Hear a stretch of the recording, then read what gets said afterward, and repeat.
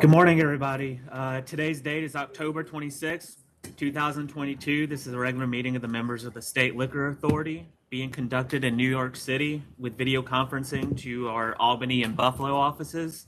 Present today are Chairman Bradley, Commissioner Fan, and Commissioner Ford, staff in attendance, Acting Counsel Amarato, Deputy Commissioner of Licensing Donahue, and myself, Secretary Roper. This meeting's also being live streamed on the Authority's YouTube channel. The next meeting dates are November 9th and November 22nd, which is a Tuesday. While in the meeting rooms, please silence your mobile phones and take any phone calls or conversations outside. No food or drinks. And in the New York City office, public restrooms are located on the second floor. Also, please do not touch the microphone when you at the podium when you come up to speak. Items will be called in the order they are signed in, with a few exceptions. First in Buffalo, then Albany, and then in New York City. When your item is called, please approach the podium and identify yourself. Representatives should also identify their clients who are present. Chairman, do you have any? Yes. Okay. Yeah, I do have one announcement. I am informally announcing that Commissioner Ford will be leaving us on December 14th. He has chosen to retire from not just this job, but his full-time job and move to Florida. So there'll be a lot more to say later on the 14th, but I just wanted, in case anyone wanted to thank him for his service. I don't think most people understand what he goes through to get here. And how many years is it now? 5? Over 6. 6. Yeah. Commissioner Ford lives in Utica, which means that he leaves yesterday, spends the entire day traveling to get down here for these hearings, then stays the night. Generally, I go out and try to muddy the waters for him a little bit on Tuesday nights, and then he has to go back all the way tonight. So there's very little pay for all the effort that he has put in for the last 6+ years. We're going to miss him. I'm going to miss him. Not only is he a great guy, but he's obviously a great commissioner. He was very, very good at this. And I appreciate all the help and the good times that we shared. So best of luck to you, Commissioner. Thank you. And as I said, we will be talking about that more later in December. Okay, Donald, I'm ready. All right, so first we have a request for an emergency summary order of suspension from counsel's office. That is item number 1607B, Fuller's Tavern of Cortland, Inc. And that's, I believe, the counsel's office is presenting in Albany. Kayla, are you ready? Yes, I am. Congrats on your announcement, Commissioner Ford. Good morning, members. Counsel's office is seeking an emergency summary order suspension for licensee Fuller's Tavern of Cortland, Inc., doing business as a Stone Lounge. This licensee is engaging in conduct that is adversely affecting the health, safety, and welfare of inhabitants of the area. The prior licensee at this location was held by Mario Enterprises, Inc., doing business as a Stone Lounge.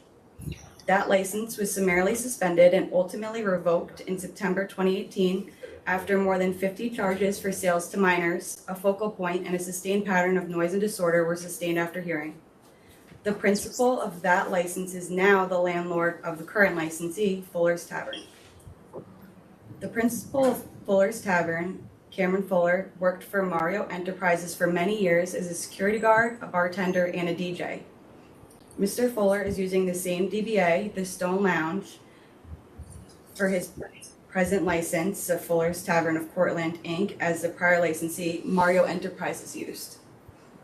When seeking approval for his license, Mr. Fuller submitted a security plan reflecting many precautions to prevent sales to minors, including, but not limited to, only allowing patrons who are 21 or older inside, using a scanner, employing trained and licensed security guards, employing ATAP trained bartenders, and requiring a second form of identification for out-of-state licenses.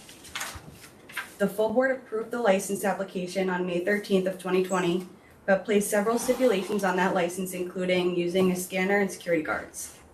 This brings us to date.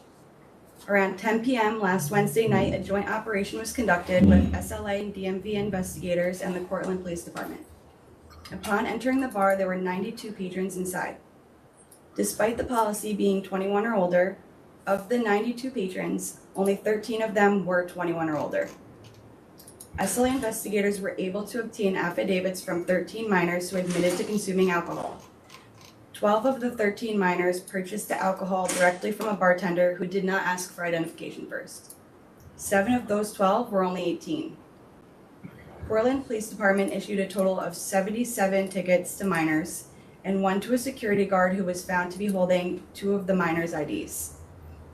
40 of the tickets were issued for possession of a fake ID, and 37 of them were for improperly using someone else's ID. Given that half of the IDs presented belonged to someone other than the minor presenting them, security could not have been carefully and critically looking at these IDs. There would have been a different photo if it's someone else's ID. About half of the 77 IDs used were from out of state. Of those 31 out of state IDs, 18 were fake. Notably, 95% of the students at Cortland are from New York and only 5% are from out of state. There were 5 security guards working at the time, and per their own admissions, 0 of them were licensed. Given these findings, the licensee was clearly not properly supervising the licensed premises.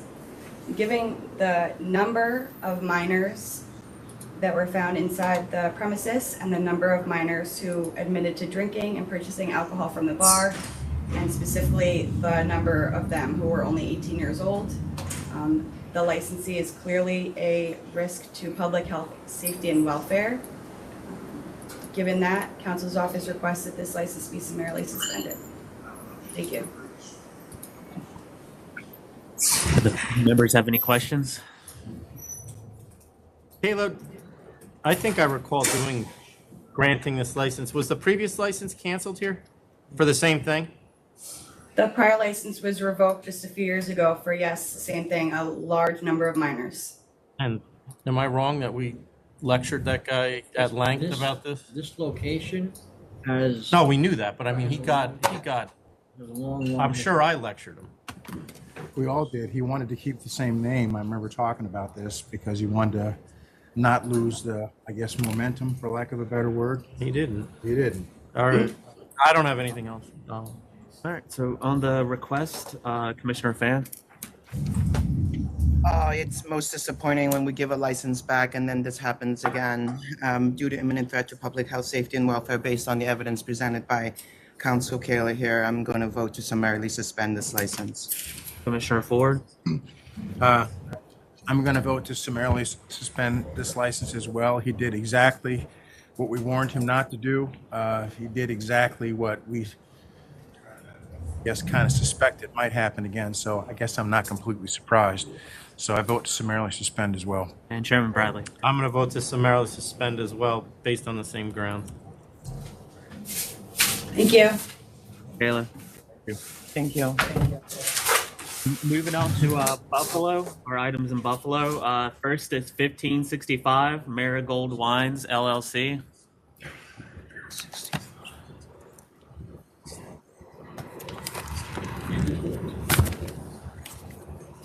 Good morning, my name is Danielle Stack, and I'm the owner of Marigold Wines. Is there any opposition there? No. No. Okay, go ahead.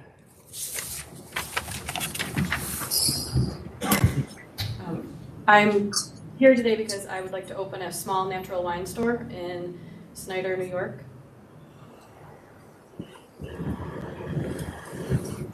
Why wine?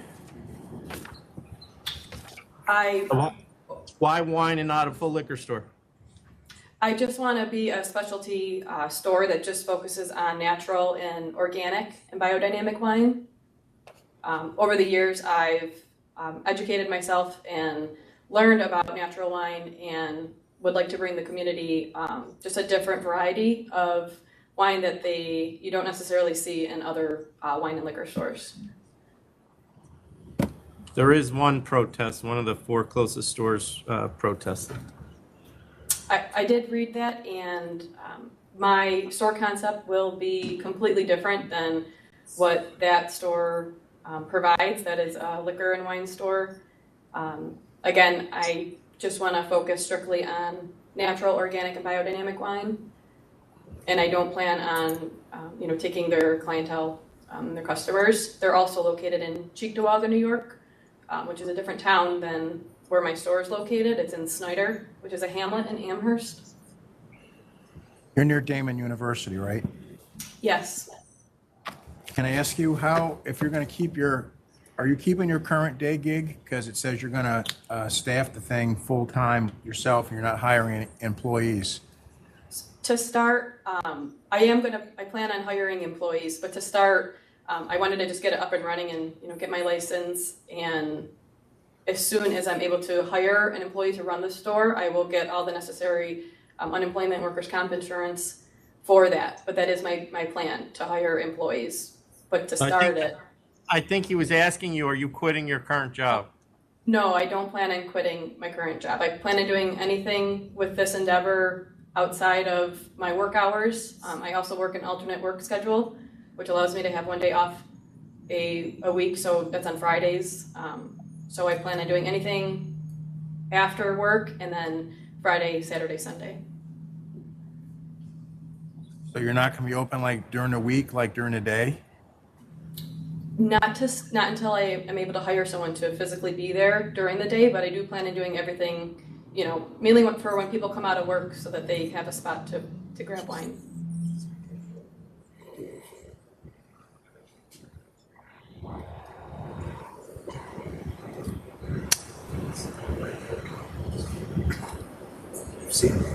If this does get approved and you hire a manager, you need to do a personal questionnaire just to remind you of that if you go Okay. that far. Yes. So what time do you think you'd be opening during the week? If it was open in the the Monday through Thursday, it would be anytime, from, I would say 4:00 on. I do also plan on, I know my employment offers a voluntary work schedule where I'm able to make arrangements to work shorter hours during the week. I've already talked about this with my supervisors. They're in full support of me trying to pursue this endeavor. It's always been a dream of mine to open my own business. So I'm just, again, it'll just be me until I'm able to, I do plan on hiring someone to help me physically be there at the store. What are your actual hours for until when? For the store to be open, Yeah, Monday to Thursday, you're planning to be open from what time to what time? 4 until when? I would say until just a short, 4 to 7. And then Again, Friday, Saturday, Sunday, you plan to be open? More of like a during the business hours. So between, 10 and 5 on Friday, maybe 10 and 3 on the weekends. I'm not planning on being a very, large bulk store, big box store. Again, this is just something to really, a small shop that really focuses on a certain type of wine. You're not going to be open 10 to 3. You're not going to be open 10 to 3 on Sundays. Oh, not on Sundays, no. Because you can't serve until, I believe it's noon. Yes. Say noon to 4. Okay. So your work, what kind of investigations do you do for the Department of Labor? It's with the Bureau of Public Work. So it's with construction, public work jobs. I ensure that employees are making prevailing wage rate on construction jobs. Okay. All right, Donald. All right, Commissioner Fan. I'm going to vote to deny. I don't feel like there's public interest in the store that doesn't really know what time it's going to be open, and people can't rely on hours.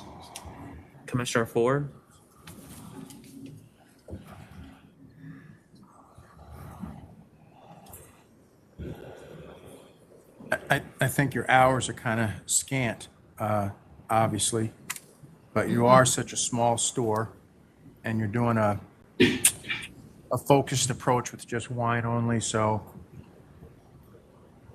I'm going to vote to approve. Chairman Bradley. I'm going to vote to approve on the same grounds. But I'm warning you that if the goal here is to become a liquor store, if you had applied as a liquor store, I would not have given you a license today. Because the sales of the nearby liquor stores don't indicate that it's needed. But because of your specialized method of business, that you're over the top, so you probably won't get a liquor store license. Thank you. I don't plan on ever turning this into a liquor store. I would ask that we actually get some hours provided to the licensing bureau. Yeah, can you just send in exactly what your hours will be, and if they change later, then resend them in? Well, I'm Yes, only worried definitely. that, if there are complaints about her being non-bona fide, we're not gonna have any clue when she's supposed to be open. Right. Okay, Right. good luck. I will do that. Thank you very much. Good luck. Next is 1567 Villa Liquor Store, Inc. The other one in the area. Morning, I'm Bob Heil, I'm the consultant. Good morning, Dave Donahue. And I'm Christina Maroulas, the applicant. Very excited. Yes, very excited. It's been such a long process. I'm grateful to be in front of you. Is there opposition present? There isn't. There was none either in the application. And I was surprised that the store Roundabout that objected to the previous application didn't object to you. I mean, We can't speak for them. Yeah. And nor would you want to, but This liquor store has existed before, and I think all of the local establishments, including the one that recently shut down on Main Street in Williamsville about a year ago, they surrendered a license. All of these stores have coexisted previously. The store that we're seeking an license for today did exist up until 2019, I believe, maybe 18. Yes. It's a very densely populated area, but if you want, I can give a brief synopsis of the applicant, and then feel free to ask questions. I don't need it. You guys need it? I don't need it. What are your hours gonna be, ma'am? so I'm going to be open Monday through Thursday, 10 to 8, Friday and Saturday, 10 to 9, and on Sunday from 12 to 5. What wholesaler do you work for? I work for Empire Merchants North, sir. And is that going to continue, or? No, I understand that I'm going to have to surrender my solicitor's permit, and I'm just grateful to have been with them for the 8 years that I have. You have on here that she doesn't have one. I didn't find one. Oh, all right. Okay. I'm gonna vote to approve. Commissioner Ford? I vote to approve as well. There was a store there before that you're just reawakening, so to speak, so I'll approve as well. And Thank you. Chairman I'll Bradley. vote to approve. Thank you so much. Good luck. Thank you. Thank you. Have a great day. Nicole, is there anything else in Buffalo? No, that was it. Okay, you can go ahead and sign off. Thank you. Thank you. So moving on to Albany, next item is 1579 Archie's Alley, Inc.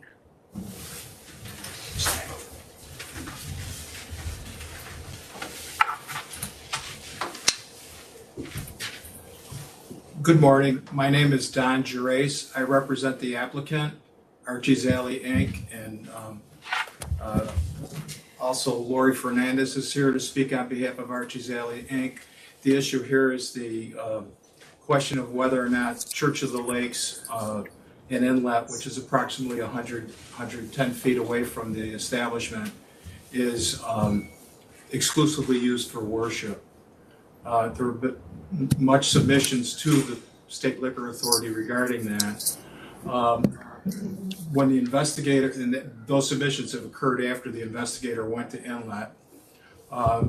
Unfortunately, the individual that the investigator spoke with at the church is an itinerant pastor that does not live in inlet and is only there for the time periods that the church is actually in session, which is 4 months out of the year. They have approximately 4 1-hour services, 14 1-hour services during that 4 months out of the year, which are the summer months. The other 8 months, the church property is not used for any church services. It's used for rental purposes. It's used for public purposes, for other types of groups to use the church and the church property. I believe you have information from the leader of the church. By the way, the church has 10 parishioners, and I think between 10 and maybe 20 people attend the 14 services. There are 1-hour services during each week of the summer months, the 4 summer months. But I believe you have paperwork that indicates the individuals that are renting space on the church property for storage of snowmobiles and snowmobile trailers, as well as for the manse, which is the rectory of the church, is rented out to individual family that are not affiliated with the church annually. And the property is also rented out for the purposes of storing kayaks and canoes during the winter months when they're not in use on the lakes. I'll have Lori speak more directly, and then if there are any questions that the board wishes to ask, I'd be happy to answer them on behalf of the applicant. And by the way, Tom Greco, who is the sole owner and shareholder of Archie's Alley Inc., was not able to be here because of personal circumstances, so he requested that myself and Lori appear along with the information that's already been submitted to the board. Yeah, I don't know that we need to hear from her, because I'm sure it's a great restaurant, but this is going to be considered based on what you just said, basically. So I think we're ready. Somebody, we may have questions. I don't know if anybody has any questions. Yeah, I just wanted to add that Archie's Alley will not be open and operating on the Sundays during the summer when church services are in effect. I just wanted to make sure the board was aware of that. All right, thank you. Do you know how much Michael Wilson and his family are paying in rent? I did not request that information, but I do know that there is a rental amount, and, because that's one of the sources of revenue for the church, is the rent of the. And you don't know how much it is? You don't know how much it is? I did not ask. No, I did not ask for that information. I mean, the whole point here is to prove that they're paying rent, but you didn't ask how much they're paying in rent. Is there a lease? They are paying rent. You have a statement from the tenant as well as the church indicating that they are renting the property. It's not as how well much. as How the much? other individuals. And the church is, it's diagonally across the street from Archie's, isn't it? That's correct. It is. I'd like to point out that the establishment that's right next door to Archie's Alley currently has a beer and wine license, but prior to that, for approximately 40 years, had an on-premises, full on-premises license. So it's not unprecedented that an establishment would be close to Church of the Lakes that had an on-premises license. But it is diagonal across the street. The distance was measured from door to door, not down to the crosswalk and back up. I don't have anything. Okay. And services are probably Sunday morning, correct, I would think? Yeah, Sunday morning for 1 hour, 14 days a year. And So that's you're it. saying you wouldn't open on Sundays at all, or maybe after services were done? At all on Sundays. During the summer months, would not be open at all on Sundays. Or for that matter, whenever there are church services. They don't have them during the 8 months of the year. Or 8 months of the year, but Yeah. not open. Okay.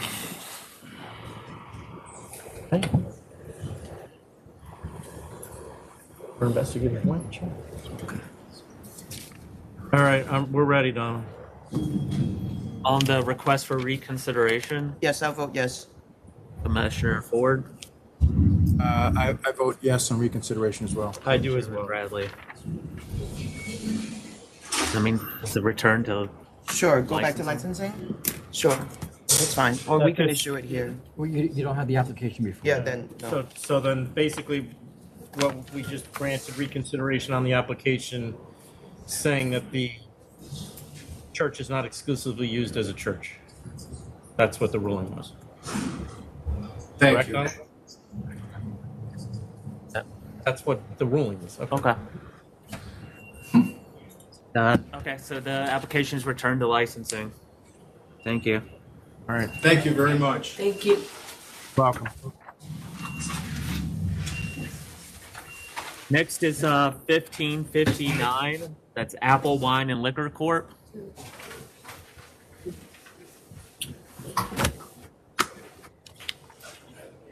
Paula's gonna have to bring them in. We have Ice House. Oh, no, Is that I'm the sorry. person I'll that's be right back. Yep. You have, what did she say? Oh, she's gonna bring the people in for 1559. Okay, can I just take 2 minutes? Yep. Sure. All right, we're gonna go on a brief recess. We'll be back shortly. I've had to hurt.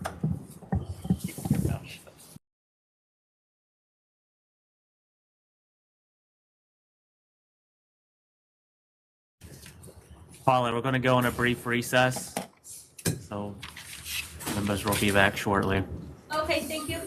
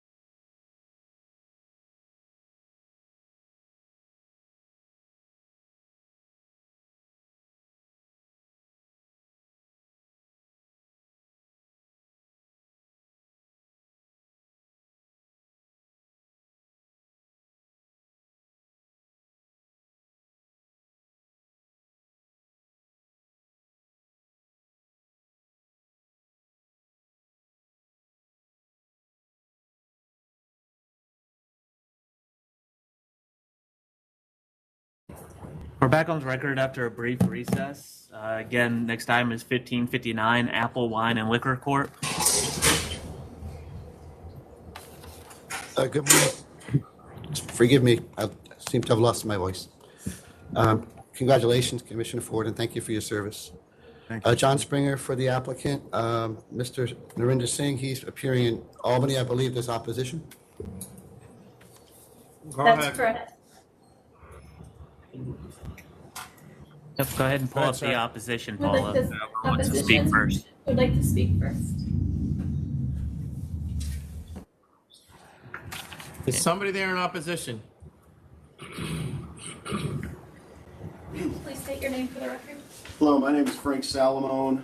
I'm the owner and operator of Hoosick Street Wine Cellar. We're located at 260 Hoosick Street in Troy.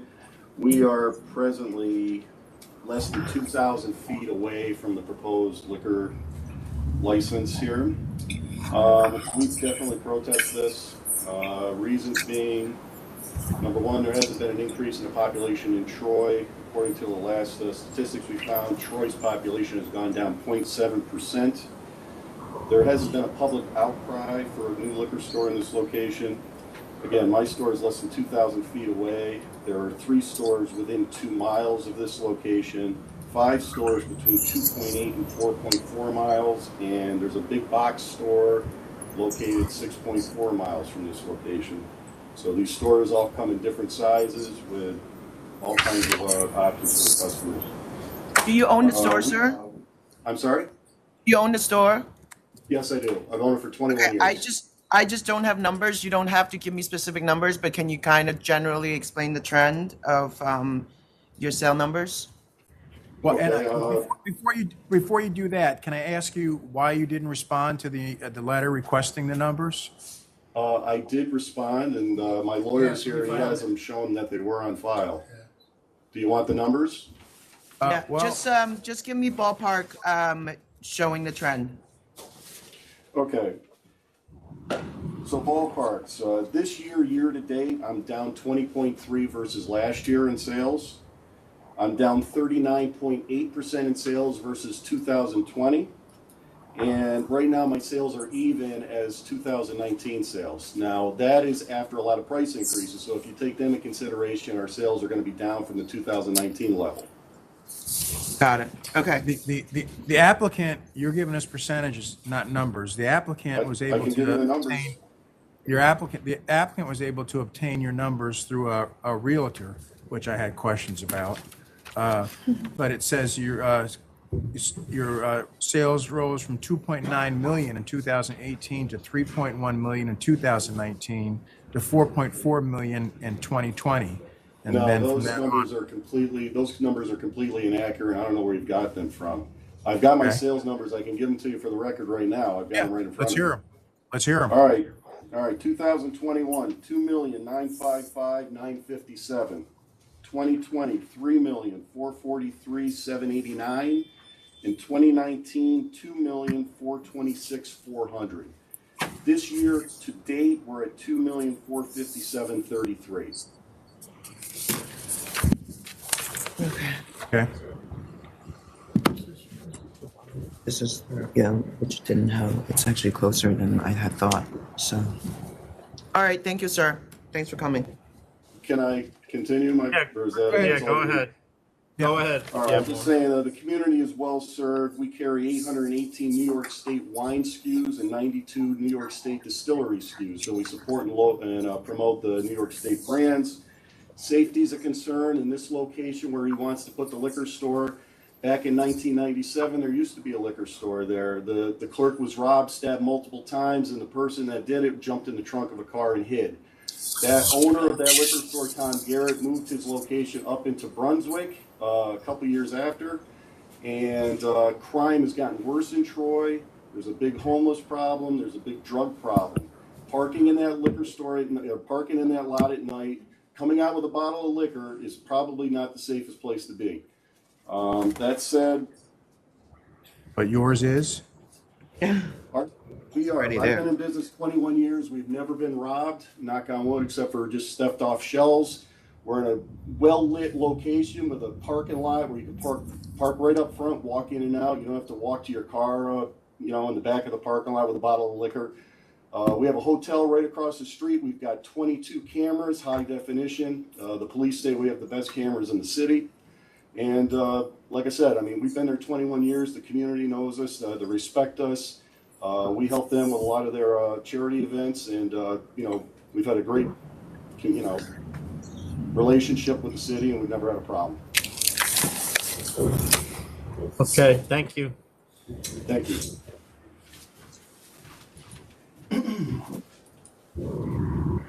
Go ahead. Go ahead. Good morning, Commissioners. This is Mike Gary. I'm an attorney on Mr. Solomon's counsel. We did file our reports and a letter in opposition. I don't know why you haven't seen it. In any event, We do have a letter of opposition, but you're not just going to repeat what he just said, are you? Because I didn't realize he brought a lawyer with him. No, not at all. Clearly, all the numbers that I've reviewed from the closest stores are typical of what we've seen with the pandemic and the changes. What bothers us most about this application is the applicant's indication that his investment is $50,000. That's ridiculous. This is a 5,000 square foot store. That doesn't cover the initial costs, and let alone any opening inventory. A store of this size is going to cost at least $300,000 to $400,000 to develop. Where's the money coming from? As far as I'm concerned, there's other people that are involved here. This application is a sham, and on that basis, we would ask the authority to deny it. We had a similar situation a couple of years ago up in Lansingburg, where an applicant had come in trying to open a 4,000 or 5,000 square foot store that only had 150,000, and the board denied the application. What we're seeing here is someone else is involved in this matter. There's no way to open this store and populate this store with the applicant's stated investment. Thank you. He's already spent half of it. Go ahead, Mr. Springer. Your applicant there, is that him? Yes, Mr. Singh, can you stand up? There's more opposition. Yeah. But we have another person in opposition. Good morning. I'm Harry Avakian from Uptown Wine and Spirits, 528 19th Street in Watervliet. Been in business for 9 years. Opened a store brand new. I'm sorry, say your address again? 528 19th Street, Watervliet, New York. I opened up the store brand new. I had personally $85,000 tied up into the building to open up a liquor store. $50,000 wouldn't even be doable. My store was only 1,400 square foot. This is 5,000 square foot. There's no way. There's more money somewhere. It's not being 100% legit. We've been there in our community. How far is your store? How far is your store from here? About 2.5 miles. Do we have an exact number? I do. He's not listed as one of the closest, is he? No. Okay. I did not get any notification that we were close enough, but 2.5 miles is pretty close. We had another store open up about 1 mile away. I didn't even argue it. I let it open. It hurt business tremendously.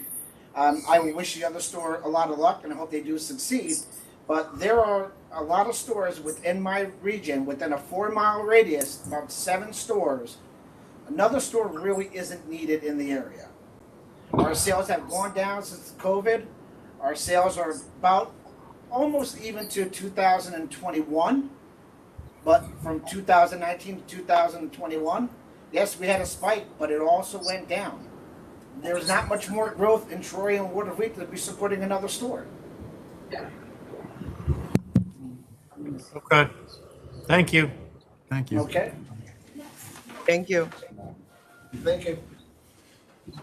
Hi, good morning, everybody. Please state your name. My name is Mike DiBernardo. I'm the owner of On the Island Wine and Liquor, which is at 10 Starbuck Drive, Green Island, New York, which is less than 1 mile from the proposed location. It's one of 4 stores that's there. We opened at the base of, in the retail space of 250 new apartments less than a year ago. So there was a growth, and since then there's been no development in that nearby area. I feel like the store opening so close by, not only the stores that have been there for 20 years, but also us that hasn't even reached a 1-year anniversary yet, it would be detrimental to our business, and I don't think the area could sustain another store. These are just my concerns, it seems like with others as well, and I just hope you guys can take those into account. Thank you. We are, but I do remember licensing your store. And, Yes. and I remember that we licensed it mainly because it was going to be serving the island. Not to say that it wouldn't have other customers, of course, but that was your main customer base. I think that's the argument you made in support of your application. Yes, that is correct, and that was at the base of 250, not only the apartments, but they're luxury apartments. There's a lot of people that visit those clients. There was a new restaurant that opened up there as well, and the same developer also did construction nearby for townhomes. So not only increased the residents in that area, but also the foot traffic of family and friends coming to visit. And yes, that is correct. That was something that was discussed at the time of our approval. And I do understand your point. I mean, you just got started. You're not even standing up yet. And That's correct. So we get your point. I get your point. Thank you. Thank you guys for your time. I appreciate it. Welcome. Now, Mr. Springer, I think you can go. You can ask my client where he got the corporate tax return for the closest store, but why wouldn't an accountant put on a document? See, you're focusing on the wrong thing here, because the first thing I focused on when I opened up this application was exactly what they're focusing on, is that your client is a 5,000 square foot store. He's got 50,000 invested in it, half of which he's already spent. We've never, as long as I've been doing this, 2009, and you know how often I appear on liquor stores, we never put the source of funds for where you're going to buy your inventory. Obviously, that's a large. Tom, you correct me. You've been here a lot longer than me. A lot longer. That's completely incorrect. You can let me answer since he asked me? Sure. Okay. No, whether it's a package store or other stores, when there's a question about finances, the board has delved into, whether or not you have enough money to even get started. Sometimes it's package stores, sometimes it's not. Sometimes it's restaurants with, just furniture and things like that. I do have a question for you, Mr. Springer. In your submission, you stated we got the size of the store wrong. That's not 5,000 feet? Yes, do you have the diagram? I had the diagram. It's 177 by 28.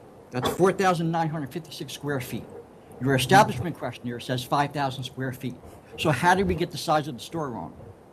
My establishment questionnaire, I just reviewed it the other day, says 3760. No, the one you submitted is 5,000 with 2,500 for retail area. That's what you submitted to us. How big is it? It's 177 by 28. And if you took my calculator out, that's 4,956. I pulled my file up last Friday, and Unless you think it's significantly smaller, it's a 2,500 square foot retail space, and the rest. Retail space, but the whole store is 5,000 feet. It's not, sir. Well, then you need to amend the application because what you submitted is not correct. The application's a year old. The store, it shrank? What's that? The store shrank in a year? No, your whole agenda sheet is wrong. Go ahead. If you can answer the money question, it would be helpful. My client, I asked him to show the source of funds to get the lease and get and do the renovations, and that's what he did. And that's what every client for liquor store has always done. The man owns several grocery stores. He has plenty of money. I have the bank records. We showed what we've always showed, and I've always done it that way. That's what Kelly O'Brien told us to do, and that's what I've been doing since 2009. And you know how often I appear here on liquor stores, and this has never come up. And for a lawyer to come and make those accusations about... He didn't make them. I thought it the minute... We bring this up at least once a meeting to an applicant. This is so if you've been here, and many of these lawyers back here will tell you that we've done it.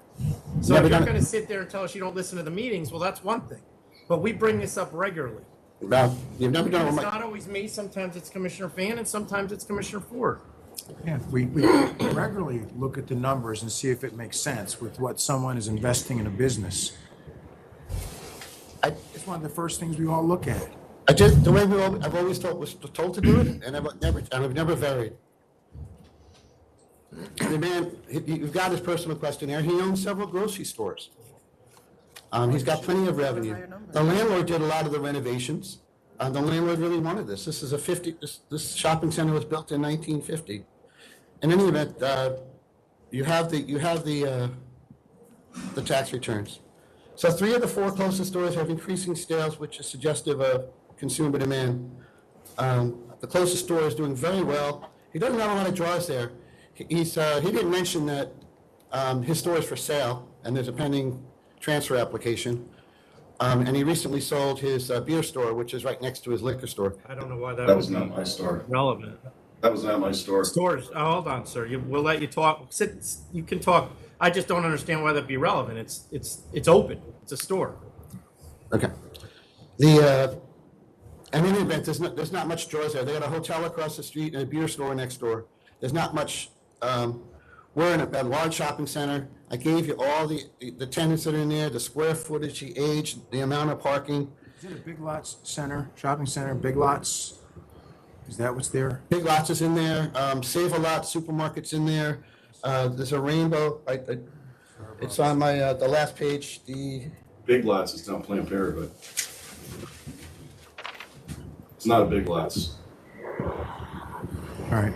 There's a phone store, a rental car, Subway sandwich, Friendly Ice Cream, Family Dollar, nail salon, Army Recruiting Office, Starbucks, a Rainbow department store, and a Planned Parenthood. The supermarket is 16,441 square feet in size. Of the 4 closest stores, none of them are in shopping plazas.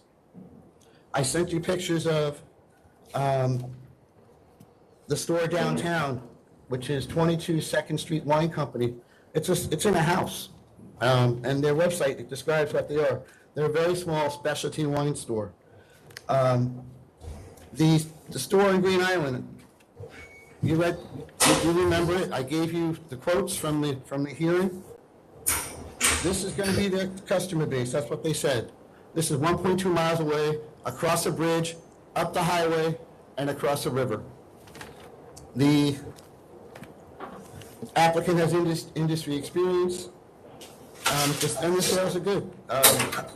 Public convenience, obviously whenever you put in a liquor store, there's added public convenience to the consumers. And they're coming to the shopping center. It's a large shopping center. All these other stores are doing well without the anchors that we have. And there's plenty of good reasons, despite the smears on my client or questions about whether we should have shown more for where he's going to get his liquor from, not knowing whether he's going to get a liquor store, which I've never done. Shouldn't be factors in your decision.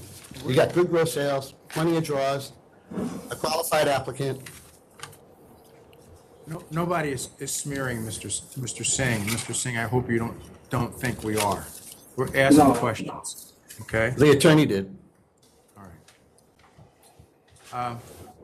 Mr. Singh, you have several other businesses, and we're trying to understand the hours that you're going to manage this place. You'll be at this premises Monday through Saturday, 9 to 6? For the Saratoga license, you said you'd be there from 8 hours from Monday through Saturday. For Jefferson license, said you'd be there 20 to 30 hours a week. I mean, you're Superman. You're everywhere. How do you plan on? I have assistant manager at each location. Currently, I have 2 locations, which is in Jefferson and one in Central Avenue and Fuller Road. And the 3rd location, which is a Saratoga location, I have sold it last month, so I don't own that anymore.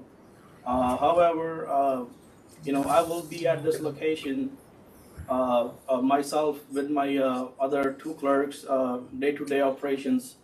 And like I said, the other locations, I do have assistant manager, they do manage on their own. I don't have to be there, and I don't believe I have to be there to manage day-to-day operations.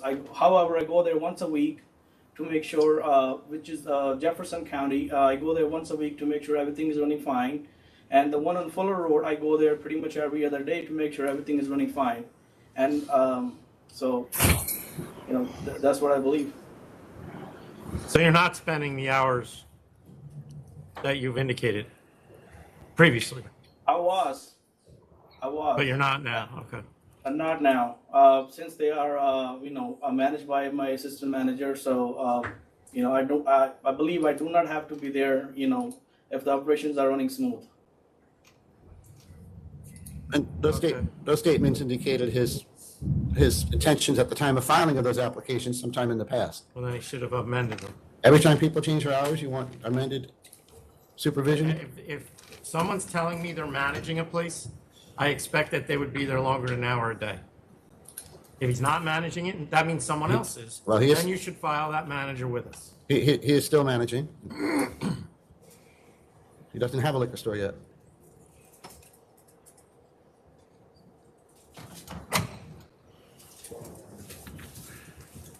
Are the members ready to vote? Or do they have any questions? Commissioner Fan? I'm gonna vote to deny. There is a store, a 2-minute drive away. I'm not seeing public convenience and advantage to add another store. Sorry. I'm gonna vote to deny. Commissioner Ford? I'm going to vote to deny as well. Yes, we did open another store recently nearby on the island, but, and granted, its major focus would be to serve those customers, but it still is being realistic about it. It still is another store in the area, and I don't really see a need for another store at this point. So I'm going to vote to deny. And Chairman Bradley? I'm voting to deny as well. There's 4 stores within 1.5 miles. One store we just opened in 2021. This store, if we were to grant it, would be the largest store of the 4 closest stores by 500 square feet. Not 1,000, 500 square feet. And there's been no show of an increase in population in Troy. In fact, I think it is decreasing myself based on what I've seen. So I don't see any public convenience and advantage. Thank you. Thank you. Next item I'm pulling out is 1607A. It's a notice of adoption for rural promulgation for the split case fee.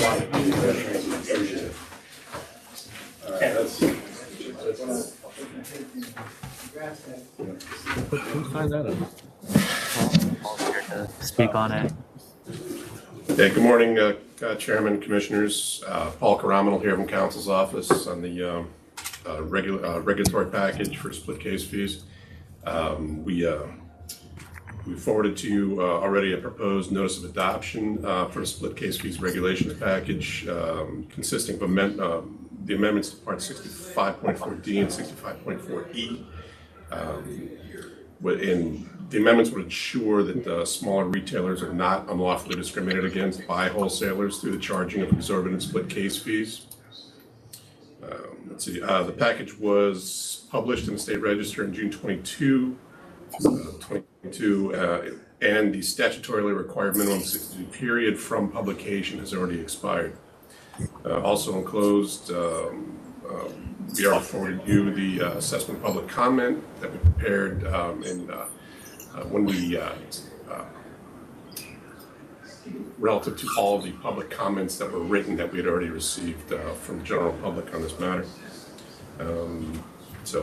What we seek is your permission to go ahead and publish the notice of adoption, the assessment of public comment, and the proposed certification we've already included with Secretary Roper's signature. Upon adoption, then the rules, the entire package would go into effect as legally adopted rules. Okay. You have any questions? No, I don't. No. All right. For posting the notice, Commissioner Fan? Yes, I will vote in the affirmative. Commissioner Ford? I've read them, and I think it's just essentially just the same rules, just updating the terms. So I vote to approve as well. And Chairman Bradley? I'm going to vote to approve as well. Thank you. Thank you. Yeah. Thank you, Paul.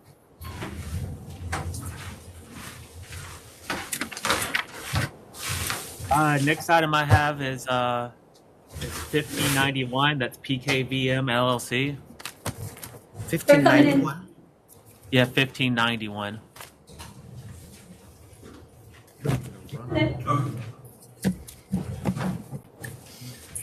Every application. Applicants for the attorney, please. Go ahead.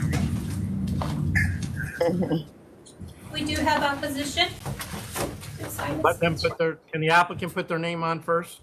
Yep, Alexander Pahida here on behalf of the applicant, which is PKV LLC, Waterford Wine and Liquor. Kinjal Goswami is here. She's the applicant's principal and sole member.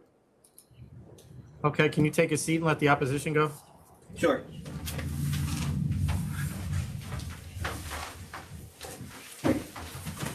Good morning, Jessica Glass of Stenger Diamond and Glass. I'm here for XKE 62 LLC.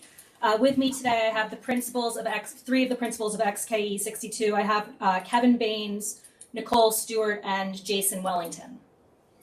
What's the address of that store? 27 Saratoga Avenue in Waterford also. This is directly across the street. It's 350 feet from the applicant's proposed location. And you're just licensed? You conditionally approved our license on June 8th. We have not opened yet. The XKEs have obtained permits for the remodeling of its store, and it's anticipating opening in 4 to 6 weeks.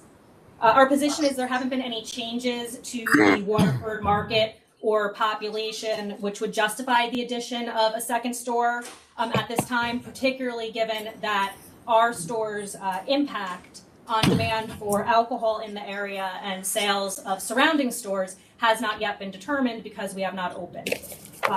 There's also nothing in the record to suggest that applicant's store will provide any additional public convenience and advantage that will not be served by our store once we are open. They're of similar square footages, and our store is going to be a full-service wine and liquor store. So for each of these reasons, we'd request that you would deny the applicant's application. Thank you. Thank you. Thank you. They're all with you, ma'am? Yes. Okay.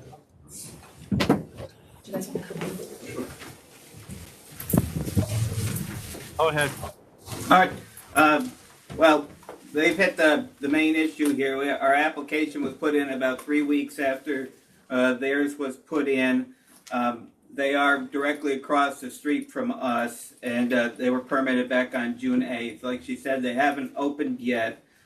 We still believe that the board should approve our license as a matter of public convenience and also as a result of equity in this case.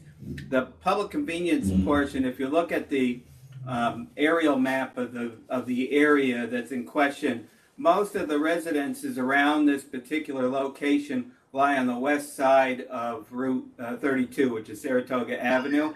So for purposes of local people that would be coming to the store, if pedestrian traffic, if they are the only store that's approved in that area, people are going to have to cross a pretty heavily trafficked roadway that's got truck traffic and also has a lot of car traffic as well. And those people would more easily be able to access our location using just local back roads to Route 32 and not have to cross the main traffic artery. Additionally, the plaza that we're in is where the prior licensee, J.A. Brindisi Inc. was located. It closed down, and the mall in which it's located would be more convenient for people in the sense that there's a gas station there with Stewart's. Stewart's is a convenience store that also sells beer. There's a laundromat. So people would be able to hit multiple stores at once without having to go into traffic or moving their car. Also, in terms of vehicular customers, if a vehicular customer is going to visit the strip mall at Stewart's to get gas or maybe pick up beer or some groceries, if they're going to then go to the only liquor store that's permitted across the street, again, they're going to have to increase traffic by going across Route 32 Saratoga Avenue.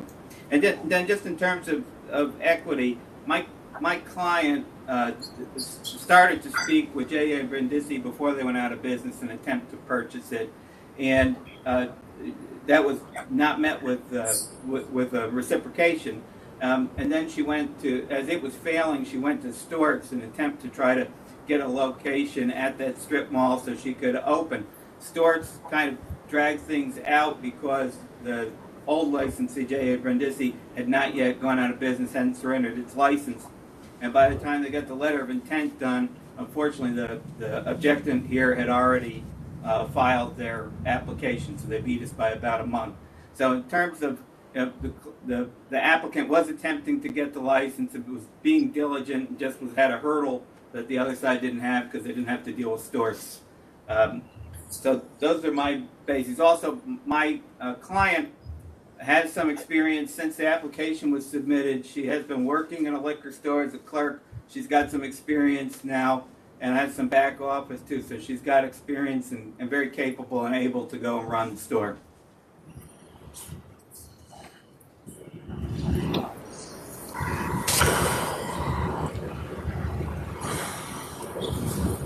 Number 72. There's two new ones here. Then there's one that didn't open, and then there's another one that did just open in 2021. The fourth closest. Yeah, the Green Island one is the same guys. This one is. Are you talking about there's a hometown liquor that was addressed at the approval for the objectant here, in the sense that the distance on that is actually fairly significant from the location in Waterford. And the board at that hearing, when conditionally granting their license, had indicated that they believe that there is a public benefit to having a liquor store in Waterford to serve that particular local community. The other surrounding liquor stores, although they appear close on a map, are fairly distanced out because of traffic lights and bridges and roads. There's no direct route over into Troy, for instance, and I don't see any presence from hometown here to object.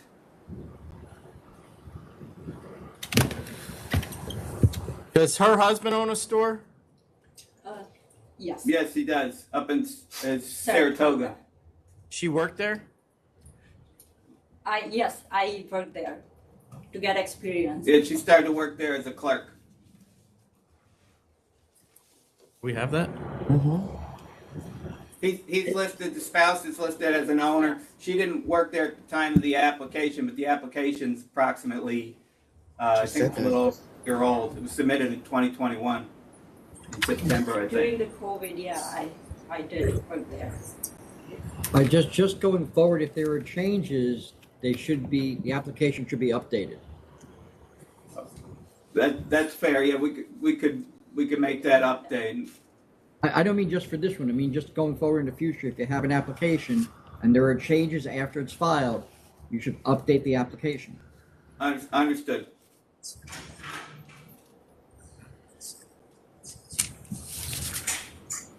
Okay. Anybody have any questions? All right, Donald. All right, Commissioner Fan. This is an unfortunate incident of timing.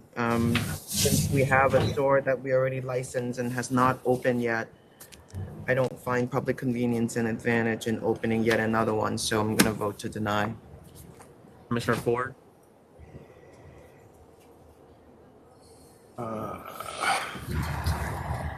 Yeah, I think timing here in your case is unfortunate, but we literally just licensed a store across the street weeks ago. That's on the verge of opening, so I'm going to have to deny as well. Chairman Bradley. I want to vote to deny. I don't see any public convenience and advantage of adding another brand new store directly across the street from the one we just licensed. Thank you. Thank you. Next item is 1566, Ice House Holdings, LLC. Good morning, Board. Philip Knapp, representing Ice House Holdings.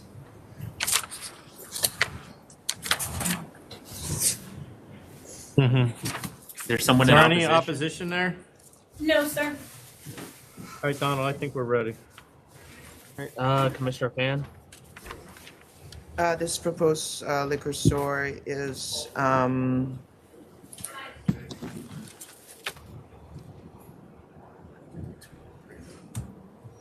a one-story building, 302 square foot. 7+ miles away from the closest store. I think the map should say 12.1. I'm going to vote to approve. Commissioner Ford?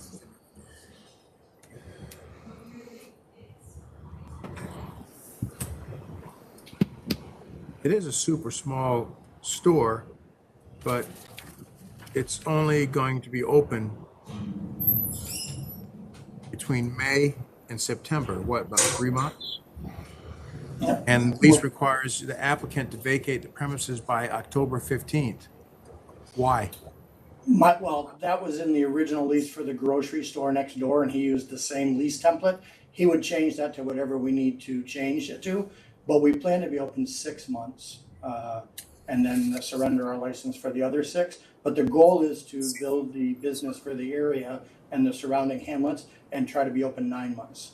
But the 6 months we tend to be open, the population in this little area grows to probably between 4,000 and 5,000 people. And, you know, I get asked this question, where's the closest liquor or wine store? Hundreds of times a summer. It's the most prevalently asked question I get.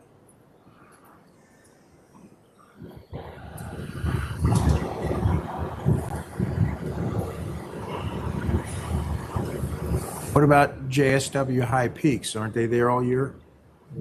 The JSW High Peaks is in Saranac Lake, which is 18 miles. I think it's 15 miles on the map, but it's 18 miles driving on the roads.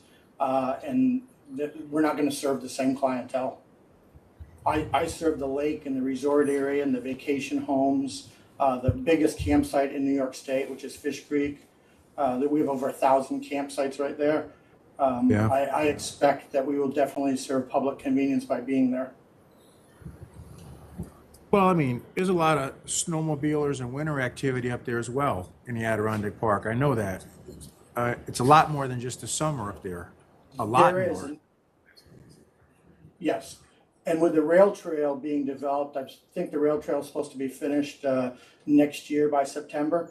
That will increase the winter activity too. So our hopes are to become a bona fide year-round store if the market demands it. But the market will demand it the 6 or 9 months that we're considering now.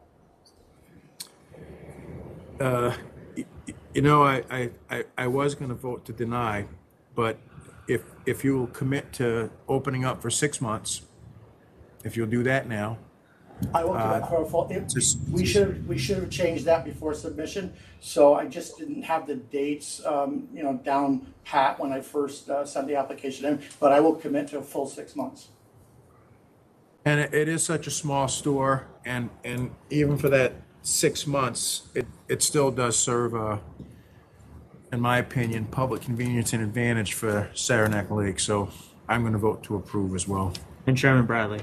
I'm going to vote to approve as well for the same reasons. The closest store, basically the main reason being the closest store is whether it's 7 or 12 miles away, it's clearly not convenient. But if you're going to close, you want to tell him what he has to do if he's going to close for 6 months? If you're going to close, you need to put your license in safekeeping. Yes, sir. That means physically giving us the license to hold on to. I do understand that.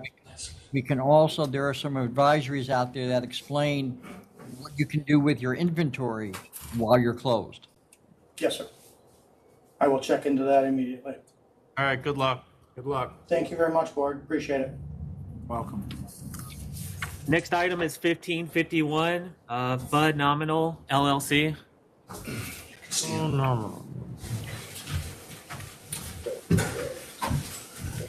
Good morning. Good morning.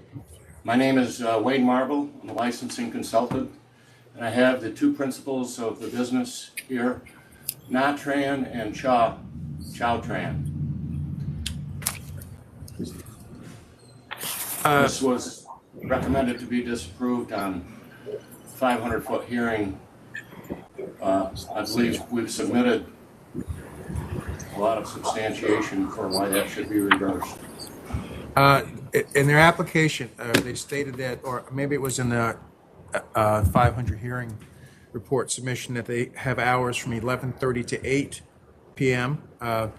which is good, but the ALJ said you didn't state what days of the week. Should we just assume you mean 7 days a week, or what? What is it? How many days a week? What days? The only days we are closed will be Tuesday of every week. So other than that, we're open. Okay. And she also said that you guys, you said you have 20 years combined experience, but you don't articulate where. So 2013, my husband opened up a Vietnamese restaurant, which is in Johnson City. And I helped out there. During my high school year, I worked as a waitress for a few years at a restaurant in Vestal. And my partner, Chow, over here, he also worked at a restaurant for a few years. So in combination, we have over 20 plus years of experience.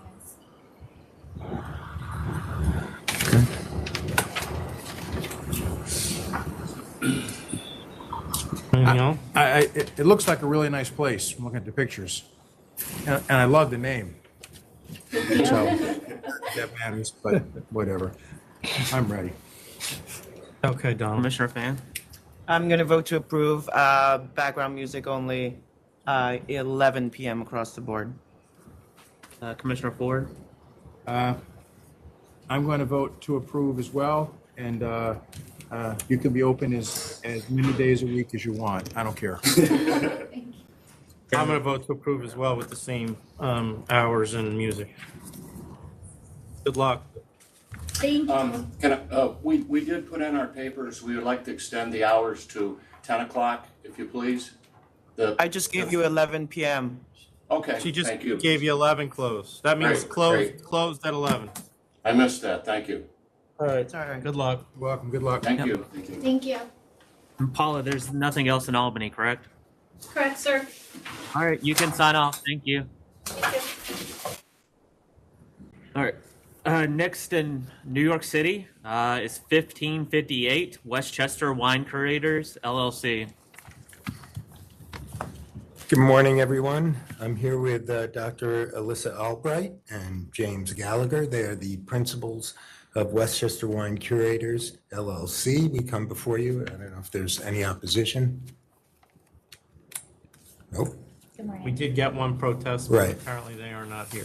And in response to that protest letter, I will say Metro North is currently running at about 70% of pre-pandemic levels. Weekends are actually even higher. They're at 104 to 127% of pre-pandemic levels, and they're going up steadily week by week. And this is a store that would be opening up in Scarsdale, as this board is probably aware of. I'm sure Zacky's has moved out of Scarsdale, 12 and a half miles away to Portchester, New York. And this store would be basically filling the void, not the entire void left by Zacky's departure, because Zacky's took with them the private collection, the auctions.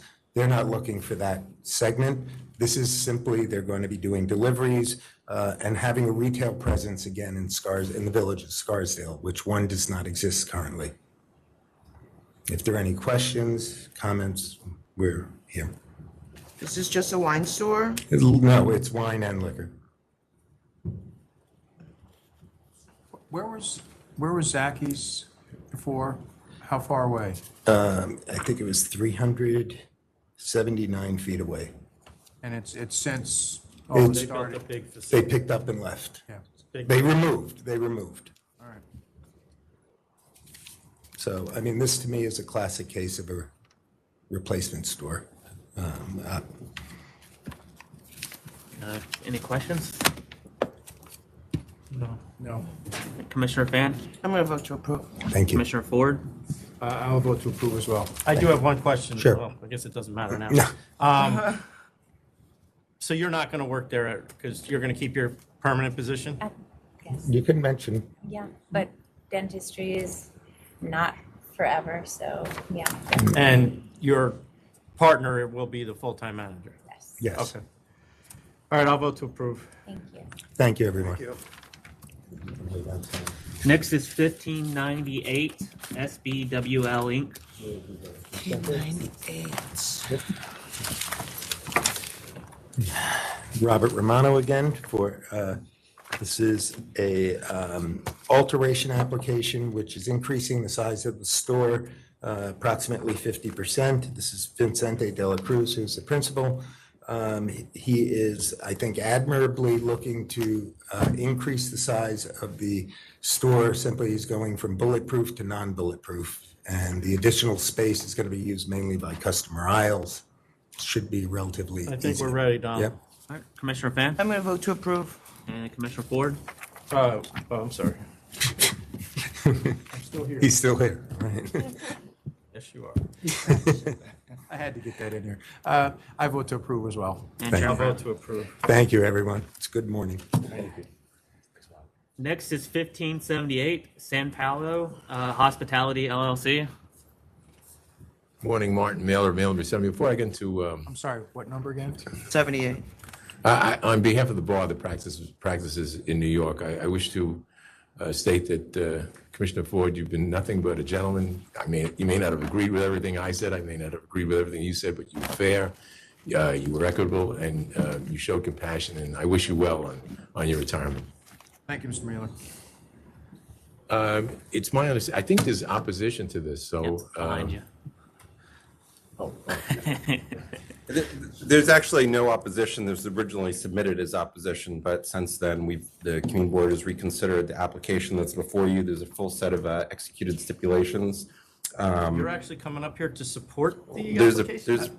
There's got to be a We caveat. do on occasion. The inclusion of the stipulations is the main key. I'm Carter Booth, by the way, from Community Board 2. I'm here on Community Board 2's behalf. And there was some confusion, but we want to thank the applicant for really working with the local community groups and coming to an agreement on this. And thank you. If you There have is any no questions. confusion anymore. As long as the steps are followed, you're fine. Correct. Okay. Everybody signed them. No, Everybody's good. we gave you. Yeah, I got it. No, that's basically. Mr. Booth, I must admit, thank you very much. That was a The great members ready to presentation. vote.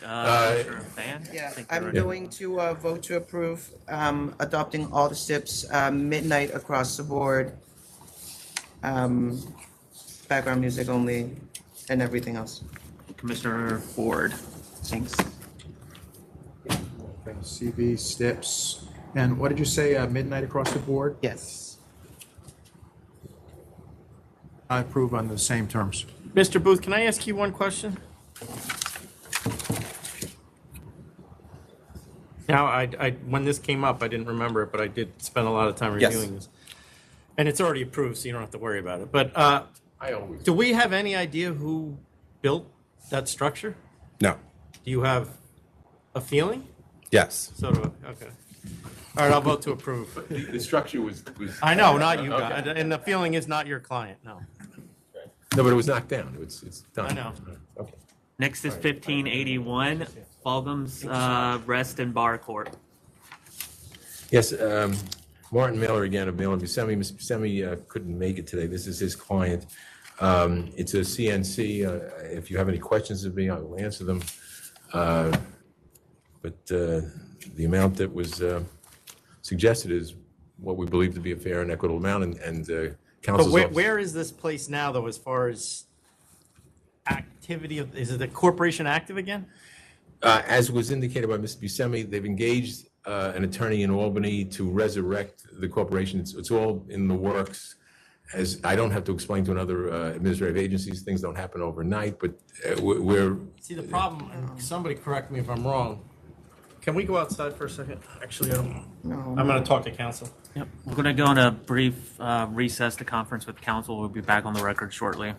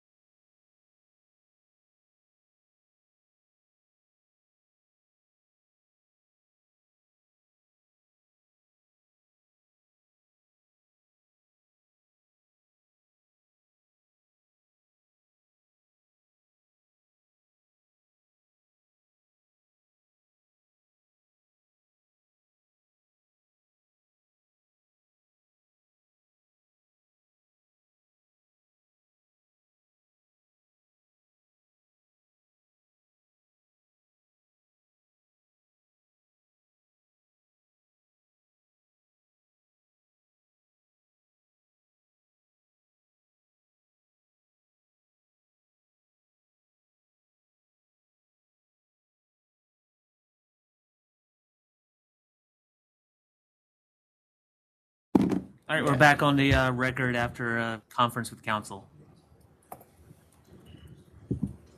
So,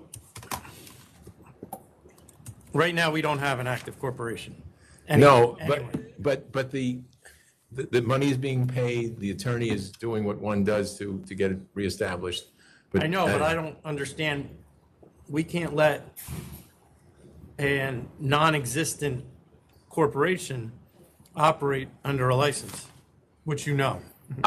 You don't see me yelling, but I'm trying to, the equities of the thing are, I agree with you, yes, you can have, but at the same time, it is being done. It is being done. So How what- long is it gonna take? Yeah. And he said, I mean, according to what Mr. Kirsch, who's the attorney. Sorry, what? Oh, I thought he wanted to speak. Okay, go ahead. No, according to Mr. Kirsch, who's the attorney handling the reestablishment, it'll take, the money's being paid, the returns are being, have been filed, and it takes about a month. I don't know when he filed it. Hold it over. That's fine too. So they're operating right now. Yes, they All are. right, I'm gonna adjourn this for a month. Okay, yeah. Thank you. 11:22. And you're Thank gonna go light a fire under somebody. Yes, sir. Good thought, Tom. Next, Occasionally I have no. Adjourn to what? 11:22. Occasionally. next is 1594 Pub Carnegie Inc.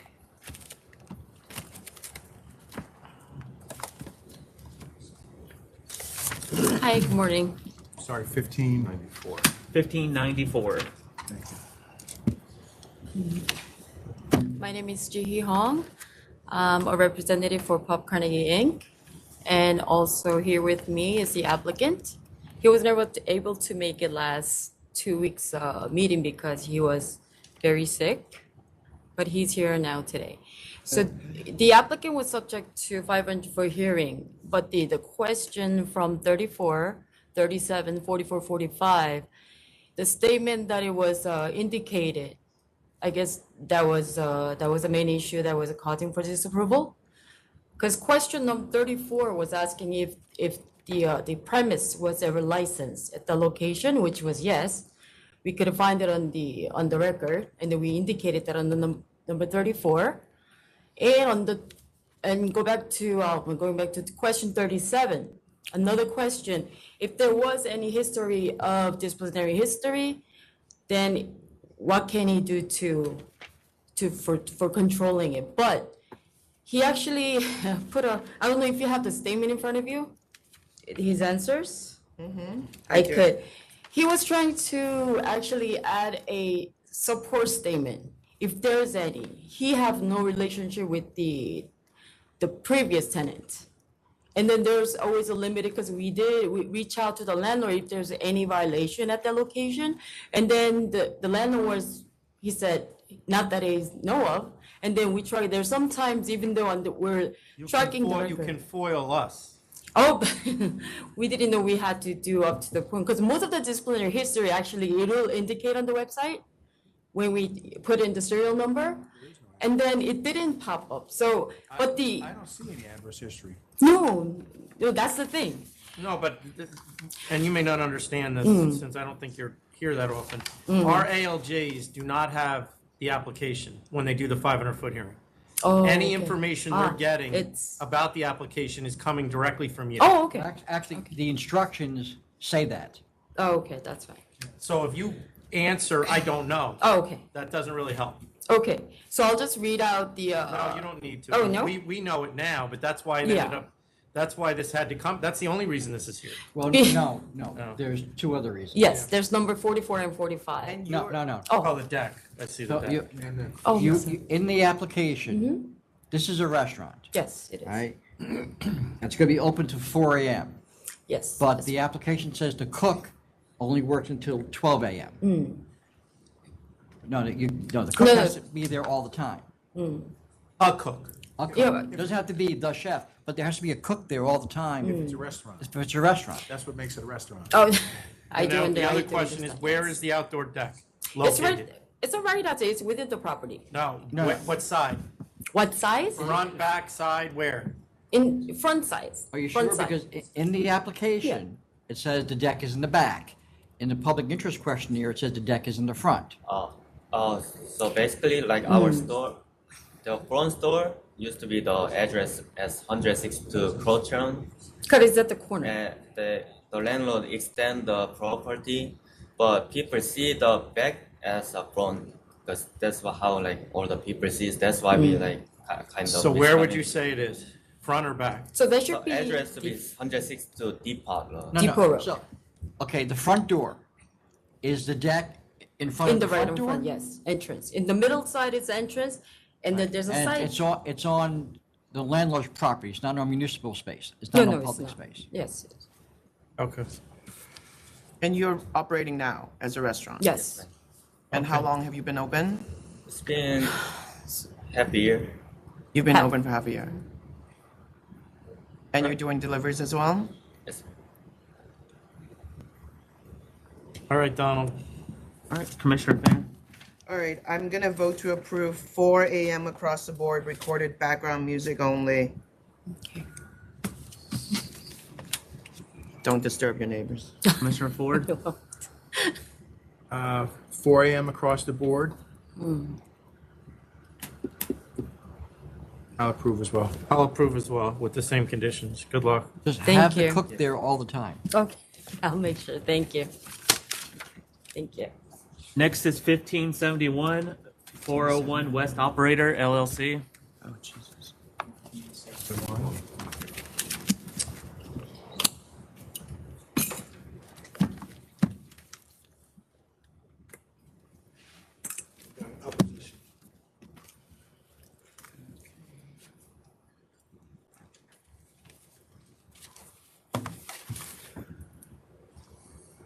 Morning, Mr. Chairman, Commissioners. Donald Bernstein on behalf of the applicant.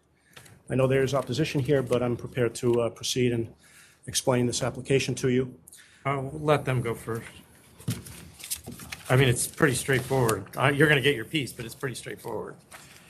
Well, there are things we want to add and respond to. Okay. Good morning, Mr. Chairman, Commissioner Fan, Commissioner Ford.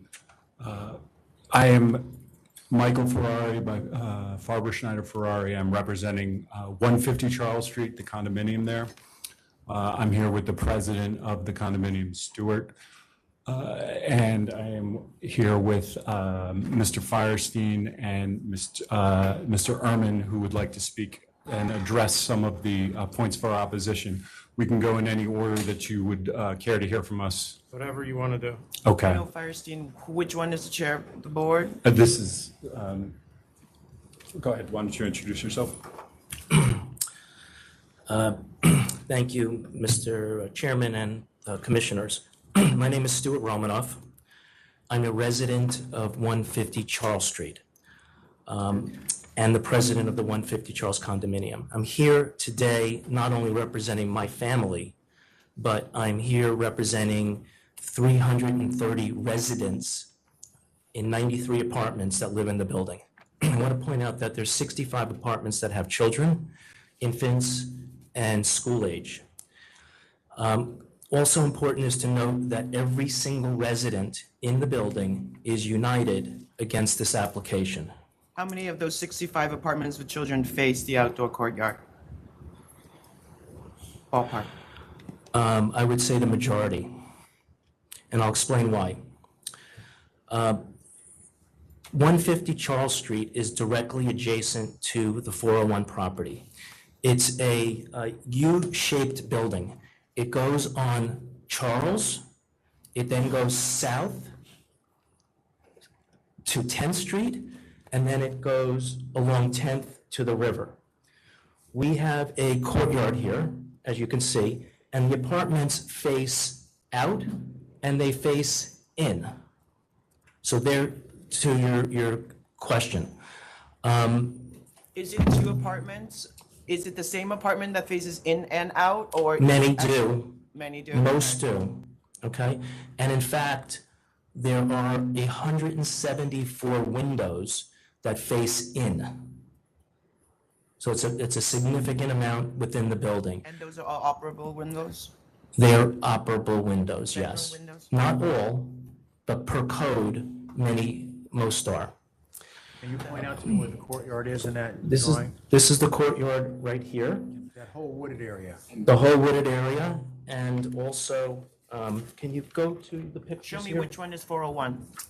This building here is 401, this building here is 401, and you'll see a wall here, a short wall, that is the outdoor space that connects to their restaurant. So the volume of our space, their space is within our space, separated only by that small Hold wall. on for a second. He's trying to set up like a projection Well, screen. sir, can you wait until, what's the projection for? I'm sorry, I asked that he did it while we were doing. Yeah, this but I just to- can't, this is being taped, and that doesn't really help us when we can't see him, so. Okay. Can we turn the camera back to him? I mean, the camera's on. Well, to his face. Like we normally do. Oh, he knocked. There you Gotcha. go. I Okay. apologize that I did that. All right, go ahead. Excuse me. No, you Can you, sir, can you just step aside for a little while? Yeah, you're fine, right there. And can I just help? I want to Yeah. address a couple of things, just to be clear. I think Mr. Romanoff said that this is the building under construction. That will be that is the applicant. Here is the courtyard where they intend to have an outdoor space. The courtyard is on top of that. Correct, it is here. Behind the wall. So, Behind the wall. So Open. the building that, where Mr. Romanoff and his residents live is here and here and here, and this is the courtyard of 150 I just can't Charles. see from that photo. Is there like a sink space? Is there a wall? I have another photo that I'll hold up for just a moment. Stay over there. Okay, so the restaurant is located adjacent, it's within the volume of our. Don't move the mic, please. What? Don't move the mic. Sorry, I'll step back. Yeah. Apologize. No, don't apologize. Okay, the application calls for indoor and outdoor bar, dining, drinking, and music, full service, active wait staff, starting service at 7 a.m. in the morning, which means opening up earlier for prep. So it's active all day, every day, into the evening, to midnight, and beyond as the staff closes. The applicant stated that they will have parties every other week and more often. So what's happened? Of the 330 residents, we all got together. There was an uproar. Many wrote letters to the CB2. In those letters, there was a consistent theme that if you read them, the families moved here because it's a quiet oasis. It's not a bustling neighborhood. There's low traffic. It's not a dense nightlife area like many streets within Community Board 2. It's unique, special, and it's why people live here. Not to have a bar, restaurant, and music in our backyard. Second, the restaurant and bars have early morning deliveries. And we know that causes traffic. There'll be cabs and Ubers into the night. And West Street, which is a very aggressive 3-4 lane highway, which is on the front of this building, will not permit trucks and cars and Ubers to drop off. It's just too dangerous. So the reality is all the drop-offs are going to be on Charles Street and on 10th Street. Then that is right in front of our building. There will be increased traffic, which will add to it. Plus garbage will be in front of our building now, and that leads to vermin. I want to point out that a lot of the homes and the bedrooms are just feet away from the applicant's space specifically. This photograph was recently taken. I checked as of this week. It still exists. There's an infant in here. It's common in the building. This is the window where the room is. These apartments that go all the way around are all just a short throw, steps, feet away from the applicant. So with a glass door opening and people speaking and clinking and screaming and noise and music, this will be very disturbing. Is that the area where that wood, right in the below? This is their area right here. In the bottom picture. Point it out to Yes. me in the bottom picture. Right here. Correct. In the bottom picture, this is this bedroom. This is a view from from this bedroom, looking out, and this is what the child sees right here. And when you say glass door opening, that's The application indicated that there will be a glass door that will. And that's where that screen is, that black screen? Yes. Presumably it will be here. It's under construction, but presumably it will be here. Okay. So, It's a relatively small space.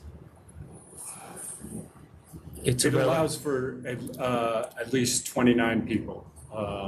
Said 20. Okay, can you complete, sir, because we got people behind you. I will close right now. I want to point out that as required by CB2, there was no outreach at all from the applicant. Didn't even make believe. Never heard from him, any representative. Mr. Bernstein stated that he knew that we would oppose it, so he didn't even bother. Somewhat dismissive. Are you disagreeing with that? Because I wouldn't. I would have liked to have heard from him and not found out on my own, just by word of mouth, but he never came to us, and we're his neighbor. It's concerning as a neighbor. We spoke to the community board. We appreciate they unanimously voted against it. My assembly representative, my council person, and my New York State senator have all opposed it. For all the reasons I have mentioned, the residents of 150 Charles Street strongly urge this application in any form be denied. Thank you very much. Thank you. Well, before you go, I haven't heard, so I get the outside's a problem. Why is the inside a problem? There's not going to be people coming and going from the back, presumably, if say that outside doesn't exist. You have traffic, you have garbage. You live in New York City. You have vermin, you have smoke. We'll let our consultants speak to that. It'll come into the So exhaust it's of not the a building. noise issue. That's one of the many issues that will affect the quality of life and living at the The building. front, is the restaurant go from front to back? Yes, So you're telling me the front of that restaurant will still bother that apartment building? yes. Mr. Chairman, we're going to have Al Firestein speak to the noise issue with regard to the indoor area. So he can hopefully address your question in a moment. Thank you. If we can hear from Al Firestein right now from Acoustalog. Good morning, I'm Alan Firestein from Acoustalog Incorporated. I did not do sound testing at this location. That's the applicant's job. I did review their report, their acoustic report from Cerami. I wrote a report describing the failings of that report. Mr. So you Chairman, didn't test anything, you just tested their test? yes, I looked at their reports about their testing. And you just... We went to the site. I've been at the site. You just asked about interior noise. Interior noise from the restaurant is an issue, and the following reasons. Number one, they have possibility of having private parties. Let's assume they don't happen. Okay, let's assume they don't. Their own consultant, Cerami Associates, said in their report, the only acoustic report that I believe they have, that they're going to contain the music and noise levels, that means voices, to 60 dBA with the doors open, 80 dBA with the doors closed. If the doors open, which of course they will as people enter and leave this back courtyard, 60 dBA... Assume the courtyard's not there. Assuming the courtyard is not there? That's the question I was asking. He Oh. told me you would answer that question. Oh, okay, sure. If there's nobody outside, what's the problem? They Other have- than what he mentioned, the smoke and the excess vermin that he anticipates. Noise from music. And the reason is that they have glass doors, and glass doors are not soundproof enough for music. Music contains bass. But those glass doors are in the front. No, there's glass doors in the back. Because we're not using the back. But it's glass doors out the back. Glass doors to the... From the interior of the building to the... We're not using the back. That's what I asked you to... The music will emanate from the indoors through the glass doors into Oh, the so back. he's saying that if there's no one using the back courtyard, Correct. then they will never open the doors. Right. Okay, so then they can't have private parties. I told you not to assume that. I'm asking you what the problem, based on your report and the opposition, Yeah. it was clear that not just the outside was a problem, but the inside was a problem, which I can't figure out. Because I thought the building was actually even closer than it is. It's clear to me that it's not that close, and assuming that we're not using the courtyard. And I have a problem if somebody's playing background music that from 100 yards away or 50 yards away, you're going to be able to hear it through glass doors that are closed, as well as glass windows in very modern buildings. Well, what year was the apartment building built? It's got to be under 10 years old, right? It's new. It's a new building. And New this construction. other building is absolutely brand new. So I find it hard to believe. Sorry, I misunderstood. 2016, the condominium was built. Well, the closest windows are not yards away. They're literally 20 feet or less From away. the courtyard. From the courtyard, yes. Okay, go ahead. Okay. So if there's no music played inside, if there's no doors to the outside courtyard, then I can't see a problem. Well, if there's music inside, but it's no louder than the people talking. This guy, listen, and I'm not telling you that I'm sitting here going to vote for it or not vote for it. I haven't even heard from Mr. Bernstein yet. But this is not going to be, it's clear to me, based on this guy's reputation, the applicant's reputation, that this isn't going to be a club. He's going to have background music that I would assume, given what the cost it is to go here, is going to be lower than the conversation that occurs in the restaurant, or at least equal to. So assuming it's boxed up and locked up like that, you don't think there's a noise problem? Yes, if they have low volume music with no bass, there wouldn't be a problem. Okay. Okay. Yeah. The board will hear now from Jamie the board will hear now from Jamie Ehrman from the RAND Consulting.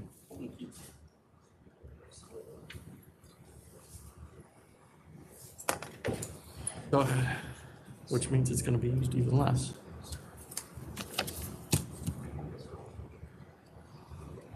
Who is it?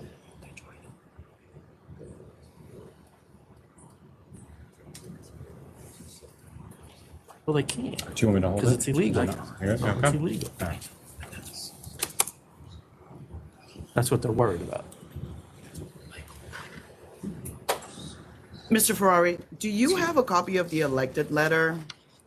I don't. I can email it to you if that's helpful. Or we One that can. they all signed, you're looking at for? I don't know why I don't have It's it. part of the record. It is among the record that was sent to the board. Here, can you send it? I don't know why I don't have it.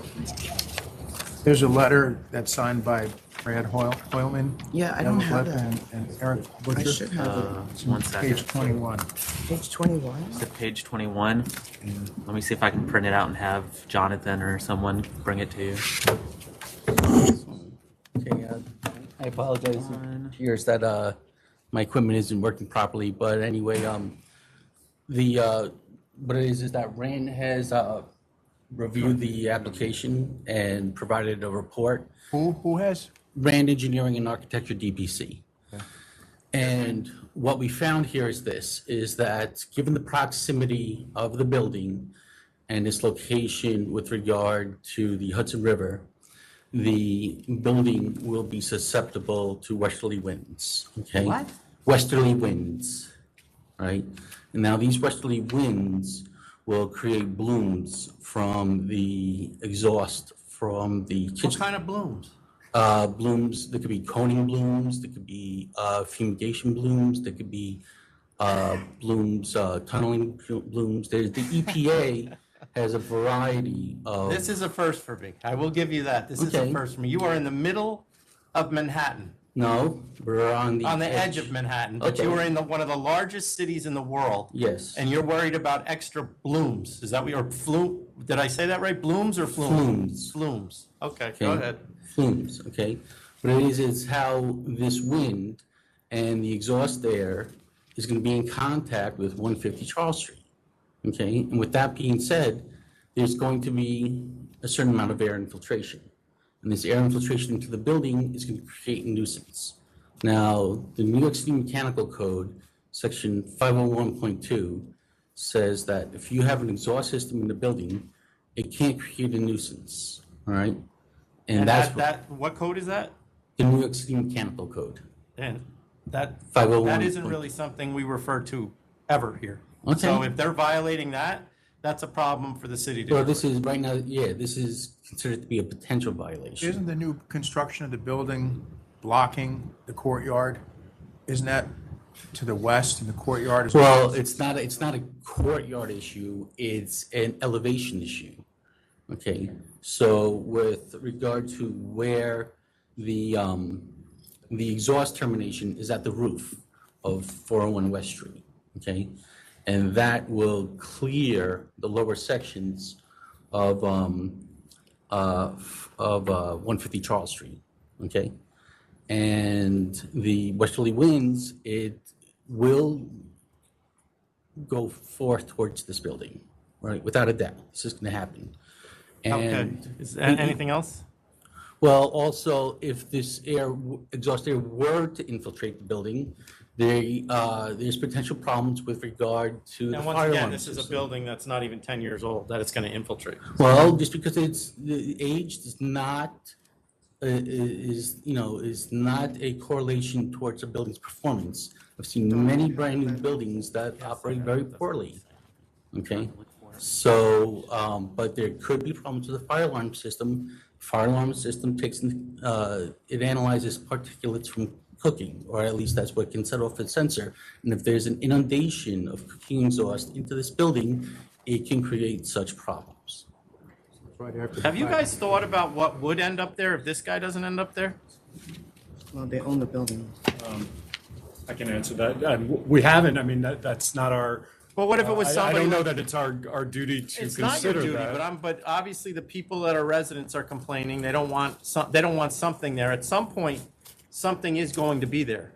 Absolutely. And it could be somebody that is making Gray's papaya, hot dogs on a thing all day that doesn't have a liquor license, that you are then going to smell with your westerly winds. And you're going to smell it worse than a French restaurant would ever smell. Mr. Chairman, if there were a conversation, I think what I'm hearing from you is that perhaps You're we not could. hearing anything. I don't like when I get things that are clearly to me not in my backyard. And that's what this is, to me. And this is not, unless I am misinterpreting the application, this is not a nightclub. This is not somebody, at least given the applicant, if he sells it, maybe I'm wrong. But if given the applicant, it's not somebody who's going to be open till 4 a.m. He's already said he's going to close at 11.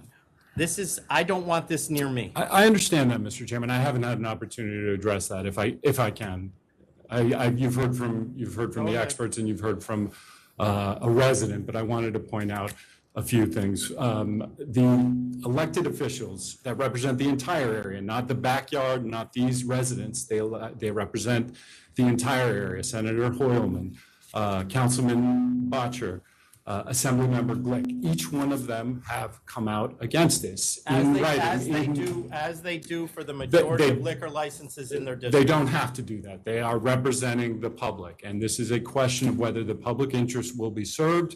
And you have your answer from the elected officials.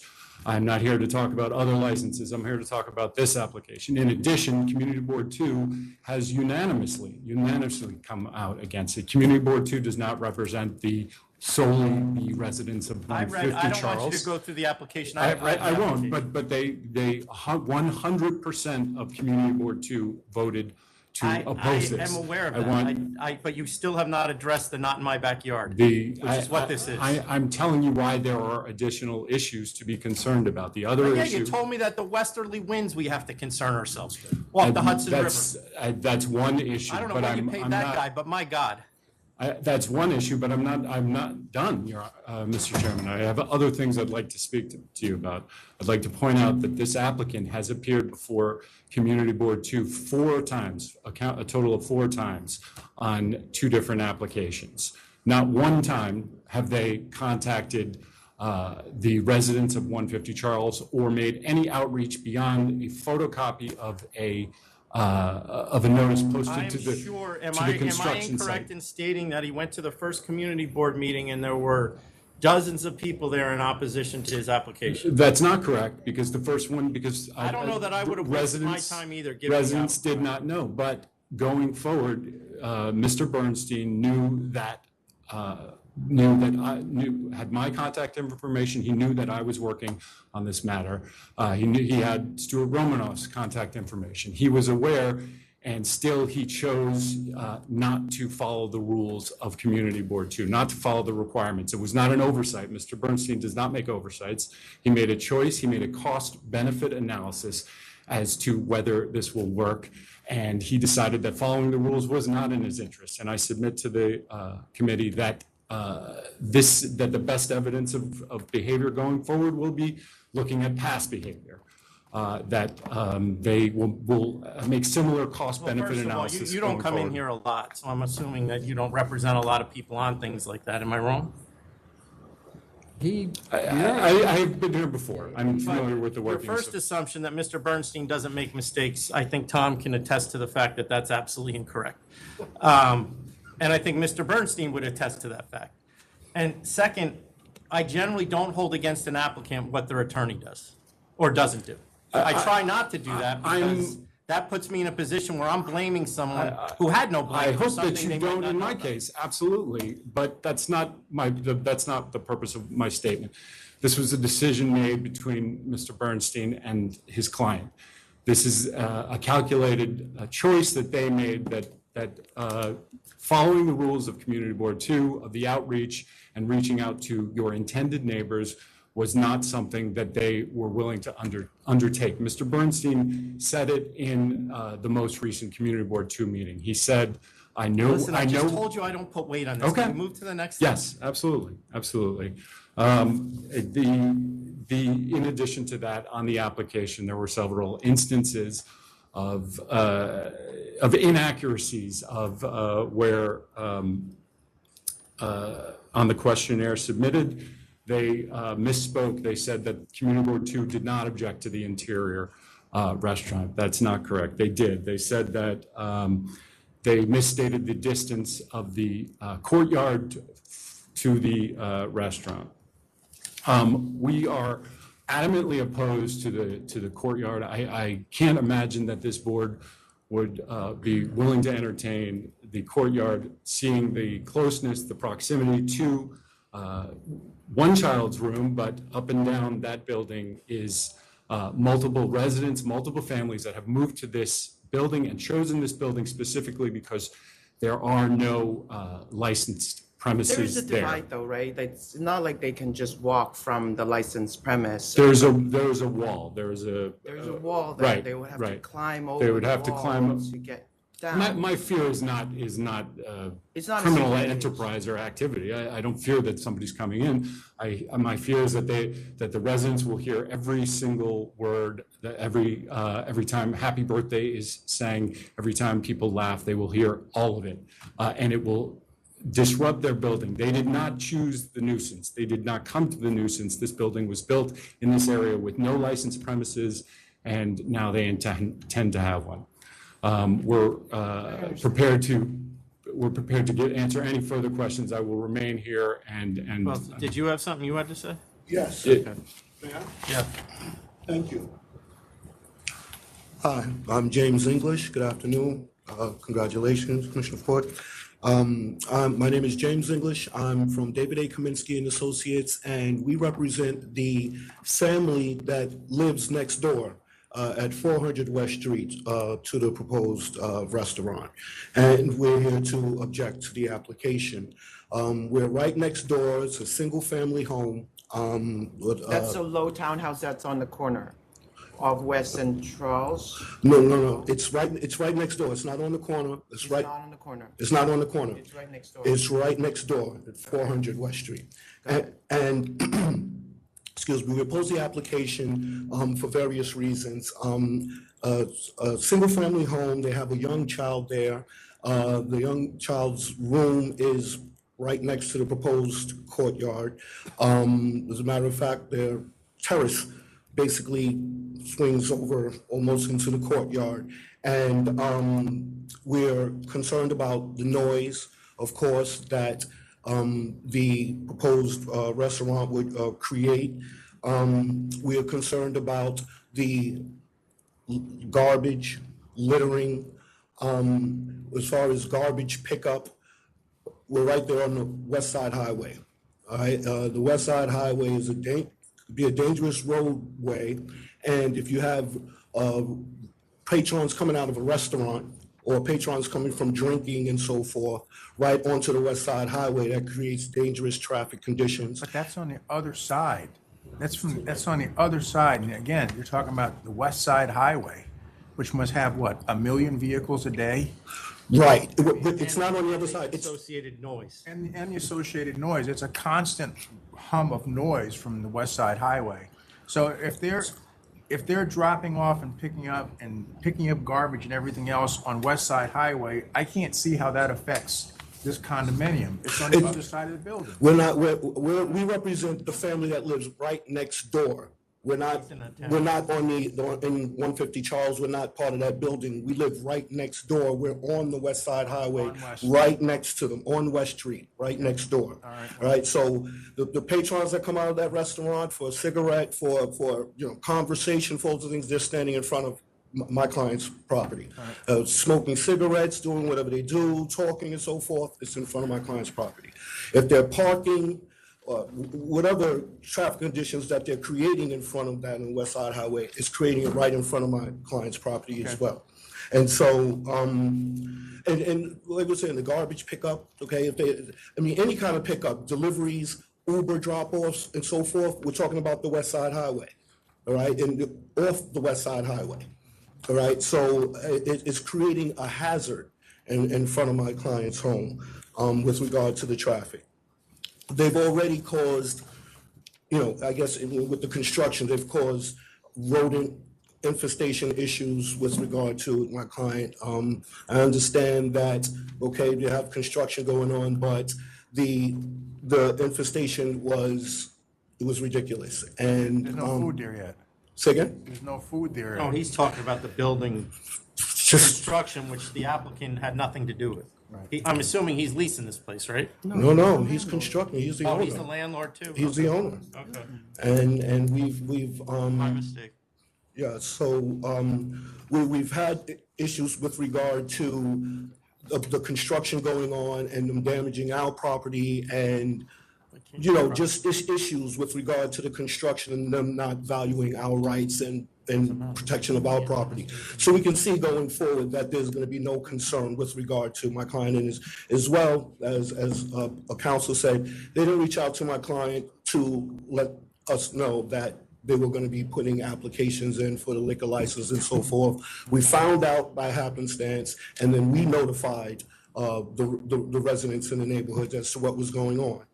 And so for those reasons, we vehemently object to definitely to the courtyard, but we believe that even a restaurant right next door to my client's home will create hazards and nuisances that they have not set forth any plans to deal with.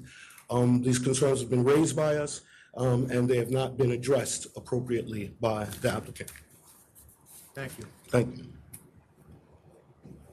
Mr. Booth. Sorry, let me just clarify. You are in that glass building right next door, or it's the other one? Screen down too, please now, so. It's a white building. It has glass there. Yeah, but it has like the white building. Yes. Okay, right next door. Right next door. Go ahead, Mr. Booth. It's not. Just push him out of the way. It's not in the picture. It's this building, right? Thank you. Sorry. Yes. Okay, this glass building. Okay, got it. And just from the other perspective, it's this building here, from the courtyard view. Yes. This white building. Okay, yeah, it's very tight there. Right next door. Yeah. So Carter Booth, I'm here on behalf of Community Board 2. First, I want to thank Commissioner Ford, so I don't forget. Thank you very much. I don't have an opportunity to say that again to you. From you, Carter? Holy cow. And I'm just we've been here for a long time, right? So this is an interesting application because it's a little unclear the upstairs what it will be. It's some sort of a long-term, short-term stay building. It was originally presented to us. So there's a, I'm not sure if that's in the materials before you, so it's a little bit unusual. And we've heard this application a number of times, and so the downstairs kind of changed a little bit over time of what the submission was. The application before you was already, what we heard was actually split out. Part of it was a restaurant wine application for a cafe or perhaps a tavern one, I'm not sure, but we were okay with that since the standard was not an on-premise application. So that's separate. It's not before you now, but I'm just. Wait, I'm not following it. So the cafe part of this was going to be an RW and you were fine with it? No. It was going to be part of this OP Right. originally, but it was divided. It wasn't So they right. separated it out and it's now an RW. So they it's have an being, RW it's right been, or they're submitting it to you. No, I It's know. a separate location. But that's been approved already, Tom? We just heard that this past month, so I'm not sure it's even been submitted. Yeah. So just laying it out, and you know, the issue here, it's not dissimilar to what you heard, well, not exactly the same, and not on our community board, is glass ceiling, where you have people right up on top of the space outside. So that's the real issue and the concerns. And the other issues, I think, are pretty clearly laid out. You know, one of the things that's always disappointing is when applicants do not speak to residents who want to speak to them, because it saves all of us time, you know, and then these issues have to be debated in front of us as opposed to understanding exactly what the differences are. And so that's something that we always try and encourage. And you saw just earlier the positive benefits of when that happens, that things can move forward. There are obviously specific circumstances here, but I just want to raise that. And as far as the 500-foot rule and circumstances, the number of applications that are coming before us right now in the last year are higher than we've ever seen before. And, you know, and you've commented on this as well, Chairman Bradley, and this is what's happening, you know, in every single space we're getting an application, and that's creating an overwhelming density that even with the mitigation of some of these other circumstances, you just get an overwhelming evening activity and nightlife. And even though it's on the West Side Highway or wherever it is, we're getting these incursions into every single area where you don't expect it. And I just bring that up because it's not specific, but it is the overwhelming situation that is occurring right now. So, I think it might be a thank little you. COVID rebound. Perhaps. Perhaps, yeah. Right in the beginning of a recession. First, I just want to say that I'm glad that it's now officially on the record of the authority that I make mistakes. However, I'd like to amend that I do too. by saying that I do not make mistakes every other Wednesday. I make them a lot more than you, probably. And also, Mr. Mailer made a comment on behalf of all lawyers. He doesn't speak for me, but I agree with him. And we will miss you, Commissioner Ford. Sorry you're leaving. Now to the merits of this matter. First of all, with respect to this outreach, a lot of time has been spent on that. They had a lawyer, 150 Charles Street. His name was Stephen Orrell. I spoke with Mr. Orrell during the community board process. We spoke on the phone. We had emails. They made clear they were not interested in discussing this. That ended that. My client spoke with Mr. Freakley, the neighbor next door. They emailed. He said, I'm not interested in discussing with you. Can you get up, sir, please? Because that drives me insane. I don't know who's telling the truth, but you expected him to do more than that? They're represented. He contacts the lawyer says, I'm not interested, who apparently was your predecessor. I don't entirely agree with the characterization. He did not contact our lawyer. We found out about it. It's impossible that you're both right. That's the problem. Thank you. Okay. I have emails with Mr. Orrell, and my client spoke with Mr. Freakley next door, who sued us to try to stop the construction. So it's been a very difficult situation, to say the least. With respect to this restaurant, there's something important to know. The C of O that we will get will limit the occupancy to 29 patrons. That includes both the small inside space, which is about 630 square feet, and like-size space in the courtyard. So for about 29 patrons are total. So if there are 20 people dining inside, we can only have 9 people sitting outside. That's what DOB is expected to give us, and we are going to be confined with that. The only way there can even be 20... Say that again, please. I'm trying to understand it. The total legal occupancy of the restaurant, both indoors and outdoors, will be 29 patrons. So if there are 20 people dining inside, there cannot be more than 9 people outside. The only way there can be maximum capacity in the outdoor area of 29 patrons is if nobody is sitting inside, which is probably unlikely. So we're talking about very small space. I thought you have a maximum occupancy of 74. I think that, no, we don't. No, we don't. Well, that's I what you think- told us. Because without a PA permit, you can have up to 74, but then subsequent filings with DOB are going to limit it to the 29. So we can represent to you that there will be no more than 29 people in the restaurant, both outdoors and 29 indoors. people or 29 patrons? Patrons. You want to explain the difference to me? Well, because he's There'll got be some 40 staff. employees.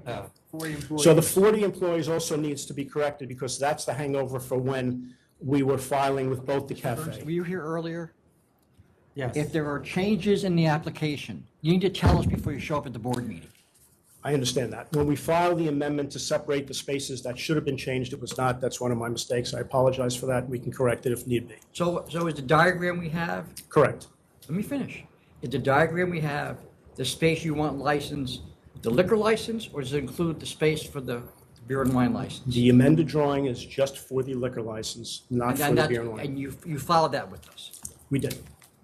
You have that plan, and that is just for the interior and exterior of the restaurant. Mr. Chairman, you made comments, you understand this is going to be a very high-end French restaurant modeled after the one in Paris. It is going to be operated by a chef, Sebastian Sanju, who has 20 years and Michelin star. So the problem, though, that none of these guys brought up, and I'm surprised Mr. Booth didn't bring it up, because he generally does investigate this stuff better than, or as well as we do. There's significant information out there that this is going to be a private club. Let me address that. Yes, let me In fact, address your it. website indicates it's going to be a Yes. private club. Let And me you're exp- aware of the law. They changed it, just, it was presented originally. Well, let me explain it. Let me It explain still it. says on the website today that it's going to be a private club called The Circle. I can explain that. Yes, understood. The building ownership is the same as the restaurant ownership, so it's not a third-party lease. It is a third-party lease to another entity, but ownership is the same. In Paris, they have what is called the Circle Club in a hotel. In order to be a guest there, you must be a member of the Circle Club. This building, in order to rent one of the residential units, and in order to use the spa and the wellness center, you must be a member of the Circle Club. None of those spaces are being licensed. When we first started this process, the intent was for this restaurant to be a private members club. We actually went to Community Board 2 with a proposed not-for-profit private members club application. We were heard by Community Board 2. My clients subsequently decided they don't want the restaurant to be private for members, just the residences, the spa, the wellness center. Restaurant would be open to the public. So we never filed for a private members club. Instead, we re-noticed for an OP to the community board and proceeded with that. Unfortunately, the website has never been changed, but we have spoken about it. It will be. The restaurant is not going to be private members. It will be fully open to the public. So I just want to make that clear. Okay. Let me address the courtyard, because as I see it, that's really the issue. And one point about that and the sound, and there's some important points I want to note about this, is that I've worked with Mr. Firestein for years. And when he is hired, he does a detailed sound study. He measures ambient sound, he takes out his equipment, he calculates how much above ambient the noise will be when it reaches a unit. He calculates the loss of decibel levels as it goes through an open window or a closed window. I can give you dozens of those reports. I've got them. You've got them. This report has none of that. He never did a test. And in Wasn't fact, able to, his conclusion is that the sound possibly will be unreasonable. And if he says he was only commenting on the Cerami report, that can't be. His report is dated August 20th, 2021. Our report is September 9th, 2021. And the Cerami sound study was on September 7th, after Mr. Firestein did his report. So there's something off about that. And the fact is, the Cerami report... Well, the one thing, he's appeared enough here that I don't believe he's lying to me. I'm not you've used accusing him yourself. Yes, and I'm not accused, but I've used him myself, and I have never gotten a report like this one. And if I did, I'd ask him, what's going on here? Do what you always do. More important, let's talk about what we can do for the outdoor space, because as difficult as this has been, we are aware of the fact that there are people that live there, and we want to reduce its effect on them. Remember, we have people of the Circle Club upstairs in our own building, paying what, $20,000 a month for a high-end unit. The last thing we want to do is have those people complain to us of noise. So they are closer to us than the people at 150. But let me tell you what we can do. These are short-term renters? Long-term. Long-term renters? Long-term renters, 30 days and up, in average about 6 months. That's not long-term to me. You have to be over a year to be long-term. Definition of short-term and long-term is less than 30 days or more than 30 days. Okay. But basically, people are flying in and renting for 30 days and then leaving, and they're all members of your club. There are precedents of similar properties in New York. In average, 6 months occupancy, some families will stay up to a year. You speak to the mic over that one. And how many members do you have? Currently, we have about 50 members worldwide. 50 members, and only the 50 members can rent your 10 units here. Well, the membership is constantly growing. We have multiple properties, primarily in London and in France. And this is our first project in the United States and New York. So membership will be up to probably a few thousand in a matter of few months. And just wanted to address the website that you guys are looking at is not active right now. We're not. I'm sorry. So you have currently 50, but you plan to have thousands? Yes. Okay. Every week we subscribe new members. And you're continuing to build as well? Yes, we're supposed to finish the building approximately in February. No, I mean other buildings. Are you developing other buildings outside of New York? Not in the United States yet. We would like to. We would like to grow. Obviously, it's a new company, and we have approximately 10 properties around the world right now. And I also wanted quickly to address the 29 the patrons. It's two things here are important. First is a restriction imposed on us by building department. We absolutely, under no circumstances, can have more than 29 seats, but it is also a restriction that is self-imposed. We're planning on running very tranquil, high-end, haute cuisine restaurant, and we are not looking for more seats at all. Our restaurant in Paris last year received Michelin star. As you know, Michelin restaurants do not have too many seats, and we intend to achieve the same thing here. Let me just talk about what we can do with respect to this courtyard, taking into account the fact that there are residents nearby. First of all, there is the 8-foot wall, so on 3 sides there is an 8-foot wall. On one of the other sides of the 8-foot wall are the mechanicals for the adjoining building. So it's not like it's just a quiet oasis back there. And our building is also blocking the noise from West Street. If our building wasn't there, it would be noisier for 150 Charles. What we are going to do is, and we told everybody we were doing this, is putting a roof and sides on the outdoor area that consists of metal and glass that's louvered. So it can be closed or opened to let in light or air. That's going to be on the sides and on the rooftop. What we propose doing is keeping it open during certain hours of the day, but realizing that people would like a little quiet at night, we would close it in the evening. We would even close those levers as early as 6 p.m. so that between the time it opens and 6 p.m., it could be open so people that are eating there can enjoy some fresh air. And at 6 p.m., close the sides, close the top so that people cannot see in and it will be quieter. We've also agreed there will not. CN like it's not even there. I'm sorry? Not CN like it's not even there. Is that what you mean? Yes. Not transparent. It's not transparent. It's opaque glass. Opaque. It's glass wall on both sides? It's glass and metal. The louvers are right? It's, Misha? It's glass and metal. Yes. Yeah. But it's also opaque. You can't see through it. Primarily metal.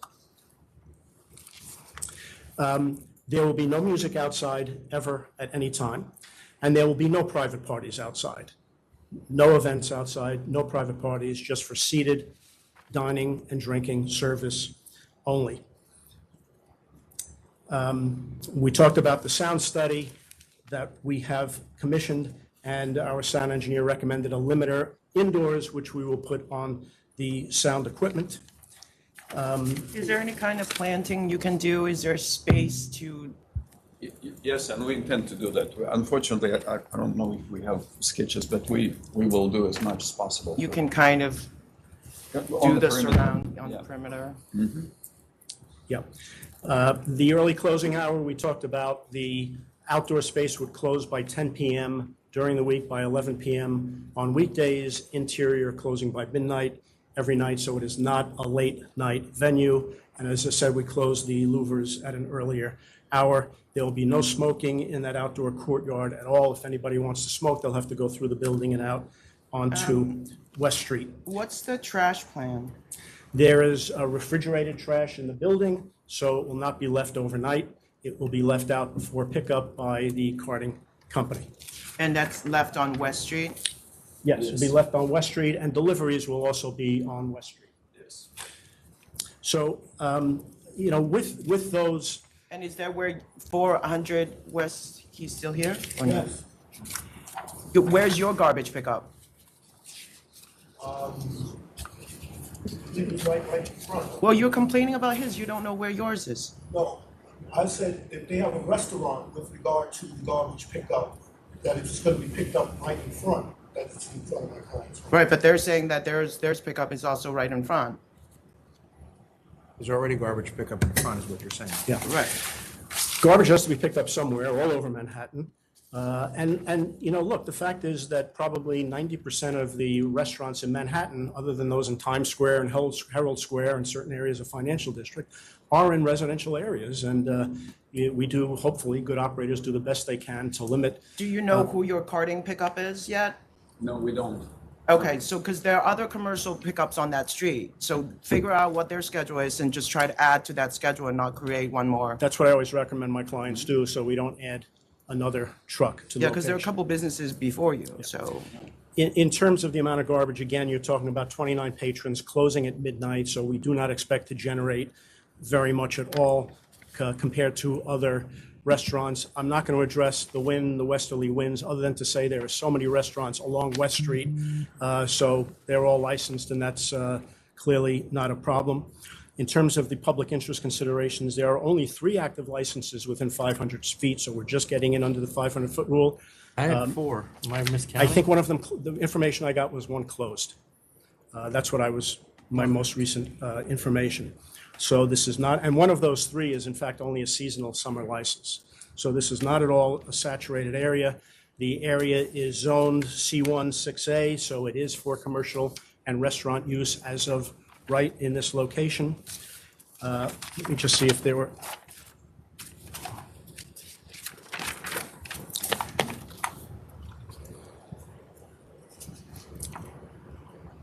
The elected officials that sent the letter, by the way, one of their big objections was that we would be having private parties outdoors, and we will not. We will not have any private events or private parties outdoors. We were not contacted by them, so we had no opportunity before they sent that letter to discuss with them our operations and fill them in.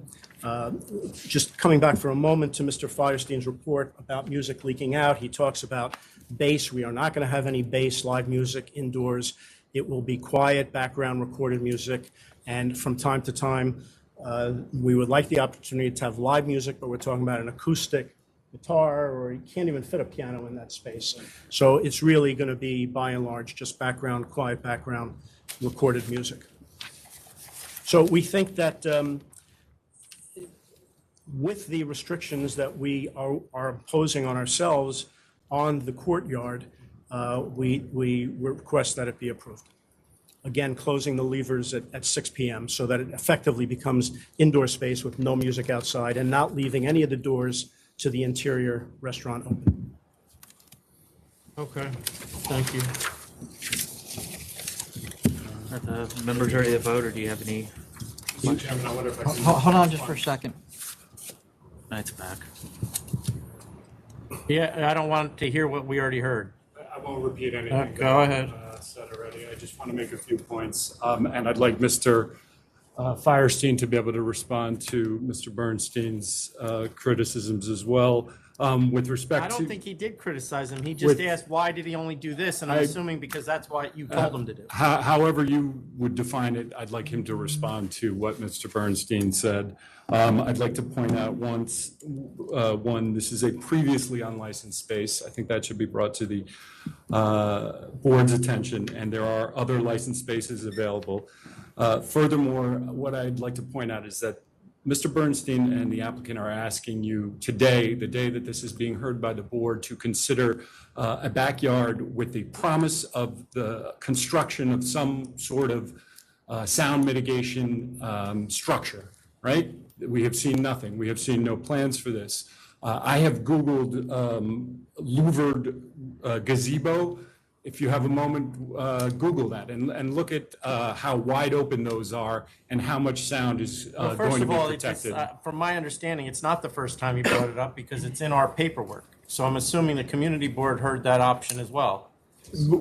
I didn't say it's the first time he's brought it up. I'm saying it's the first time that, or rather, I'm saying that there are no plans before the board on this day to demonstrate that this hypothetical structure will have any sound mitigation qualities. We know nothing. There's nothing before you to judge.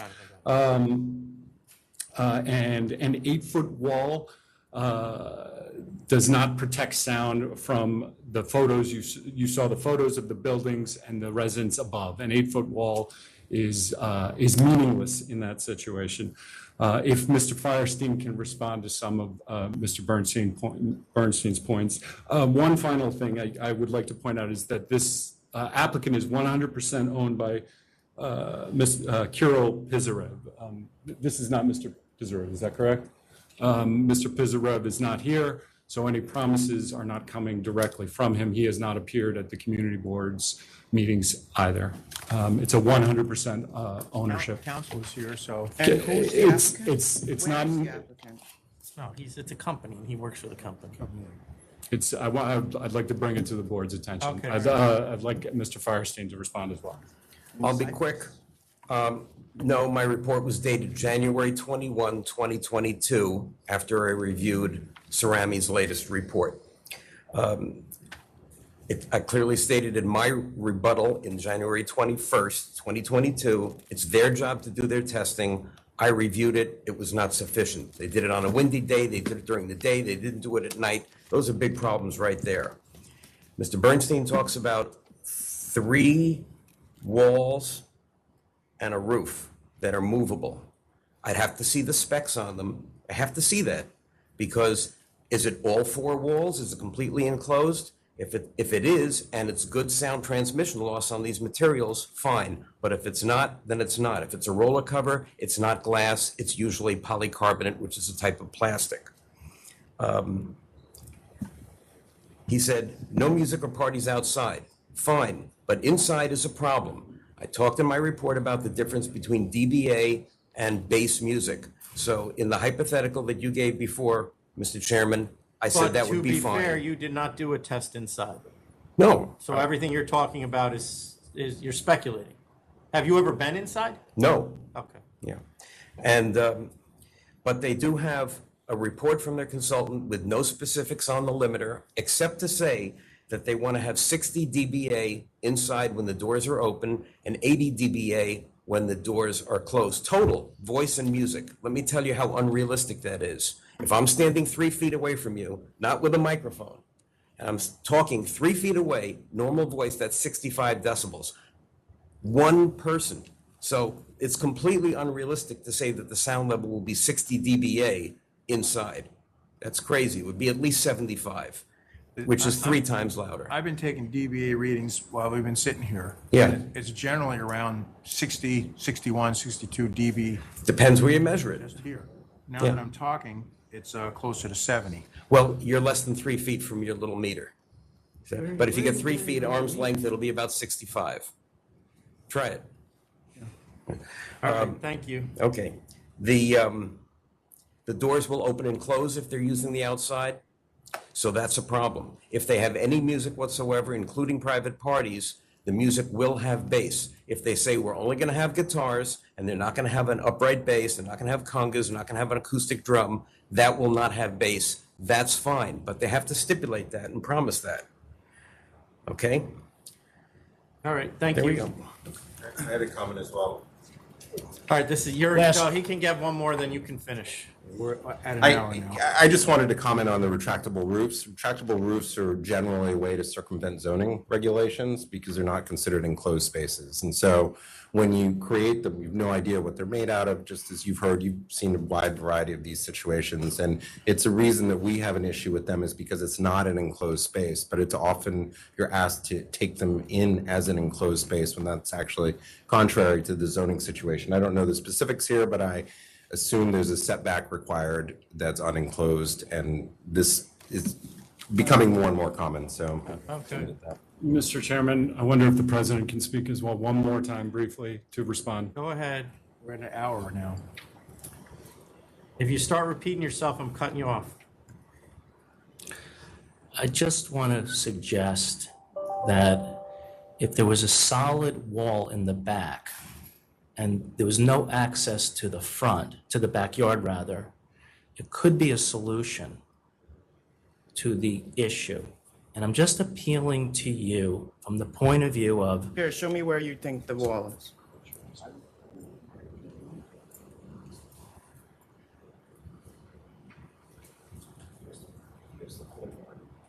No. No, it's the other side. oh, sorry, here's the courtyard. Mm-hmm. You have glass doors here. Yeah. Sliders that open. Mm-hmm. So there's a clear path from the inside to the outside. Mm-hmm. And I live on the 4th floor. I hear, when the windows shut, I hear music from the street all the time. This was a solid wall with no glass, and they wanted to do their thing on the inside. It's something to talk about. The reality is, with this wall. If you could go back and turn Go up ahead. so that Okay. you can pick you up on the. Okay. I'm sorry. No, that's fine. I understand. By having a glass sliding doors with a restaurant that'll be open in the morning, brunch and whatnot, I'm appealing that there still will be some normal noise, low music, high music, that will transmit through the space to the outside, obviously with service going back and forth, with seats out there, and with an open air, even if there's louvers on top, it's open, it's not soundproofed. The residents, the children who are just steps away from the space will be directly impacted. Yeah. So it's, as the president and as a resident, I'm appealing to the group committee here to please turn down the outside space in its entirety and enforce a solid soundproofed wall so they can totally be separate, they can do their nice club, and there's no outdoor space. All right, thank you. Yep. Just a Thank you. few very quick points. First of all, we actually invited Al Firestein to come and sound test. His lawyer, the 150 Charles Street lawyer, suggested it to me. I said, I think it's a great idea because if Al has some recommendations, we'd like to hear it. And then he said, no, he's not going to come. We thought it actually would have been helpful if he come. He never came. He never did. I want to just address the fact that there are sidewalk cafes and outdoor seating all over the city. And there are children in the buildings that they are underneath. The only children don't live at 150 Charles Street. They don't have any covering, some of them. They're fully outdoors. There are second floor windows right there above them, and there are hundreds of them all over the city. That doesn't mean it's right. No, but the point is that there is some sound that is typically tolerated as some reasonable amount of sound. And what we are trying to do is limit the sound that comes out of it. Is it going to be 100% soundproof? No. But one thing I did learn from Mr. Firestein is that the noise code is not zero. It's not zero. There is some level of sound that is tolerated and understood to be, that's what it's like to live in New York. I'm not saying that that residents have to tolerate anything. I would never take that position. But what we are offering in terms of hours and the restrictions and the size and the limit of occupancy and closing them, I think are all reasonable, and we would request that you approve it with all of the conditions that I stated, which we have full authority to stipulate and agree to. Okay, thank you. All right, Tom. All right, members are ready to vote. Commissioner Fan?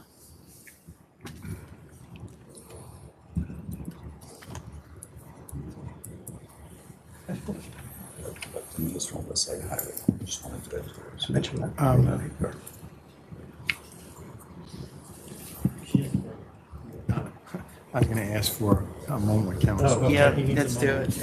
All right, we're going to go on, members are going to conference with council. We're going to go on a brief recess. We'll be back shortly.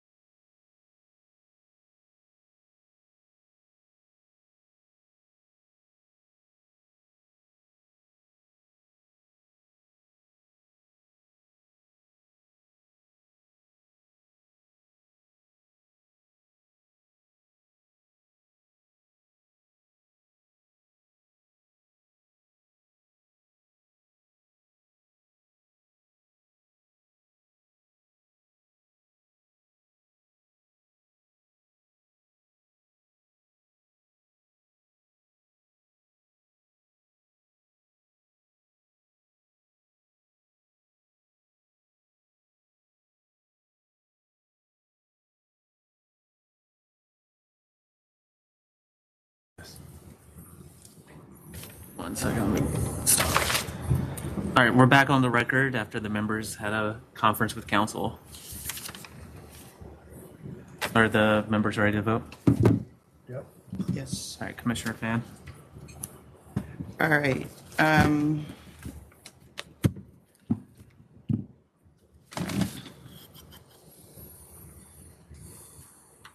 All right, thank you for all your input.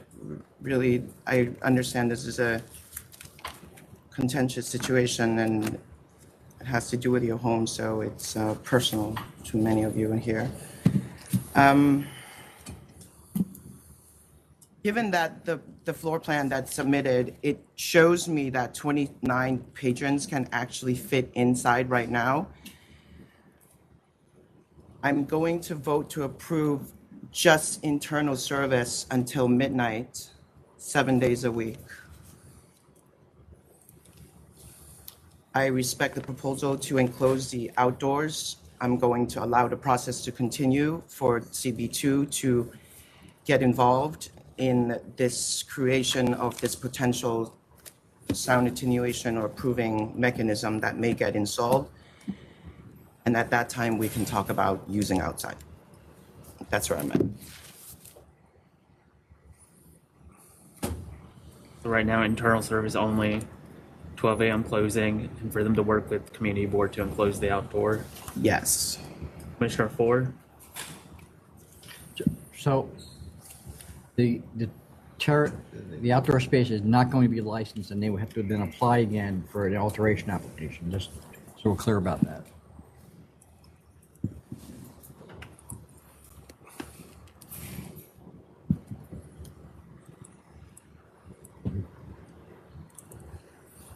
And we haven't seen any plans for outdoors, so I don't think we can just assume that if we were to say you could enclose it and use it, we haven't seen what you mean by that.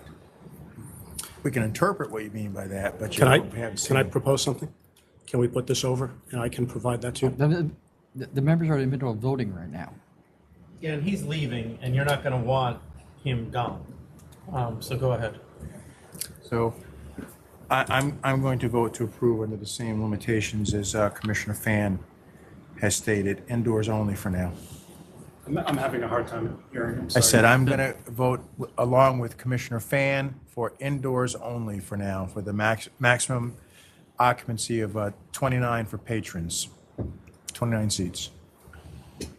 Chairman Bradley? I'm voting to deny. I don't see the public interest. I agree with the community board, with the electeds, as well as with our SLA ALJ. So I'm voting to deny. Thank you.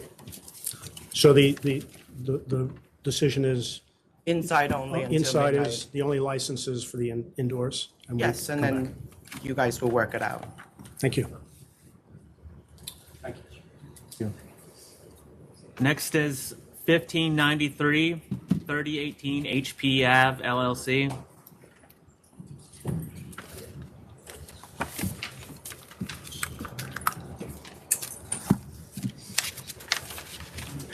Can we take pause just for 1 second? Sure. His sound meter isn't working. I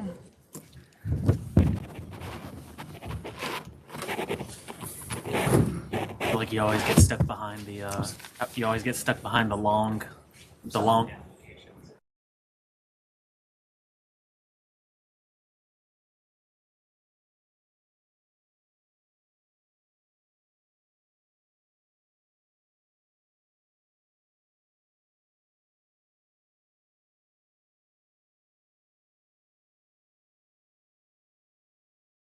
Thank you, Commissioner Ford. Take care, Commissioner Ford. Thank you. Thank you very much, guys. Sorry about that. All right, yep, you can go ahead. Okay. Good afternoon, Chairman and Commissioners, and Commissioner Ford, congratulations to you. Thank you. On your retirement. I'm happy to report that for Patrick Agard, representing 30-18 HP Ave LLC, and that the Community Board has approved our application, and they're issuing the stipulation, which we did sign, and it should be coming to you If they approve it, you can send it to license. Yeah, so Then you'll we're be gonna sending it vote to- to approve conditioned on this, all of this community Yes. board stipulation. Yeah, so that would be made a condition of approval, okay? You'll submit that, and then it'll be subject to what's written there. Okay, the client signed it already. We're just waiting back for the community board to Right. sign it. So Yeah. make sure we get a copy of the signed one when you get it. Well, it'll be a condition of approval. Oh, okay. Okay, very good. Thank you. All right, thank you. Thank you. Next is 1557 One Tiger LLC. 1557.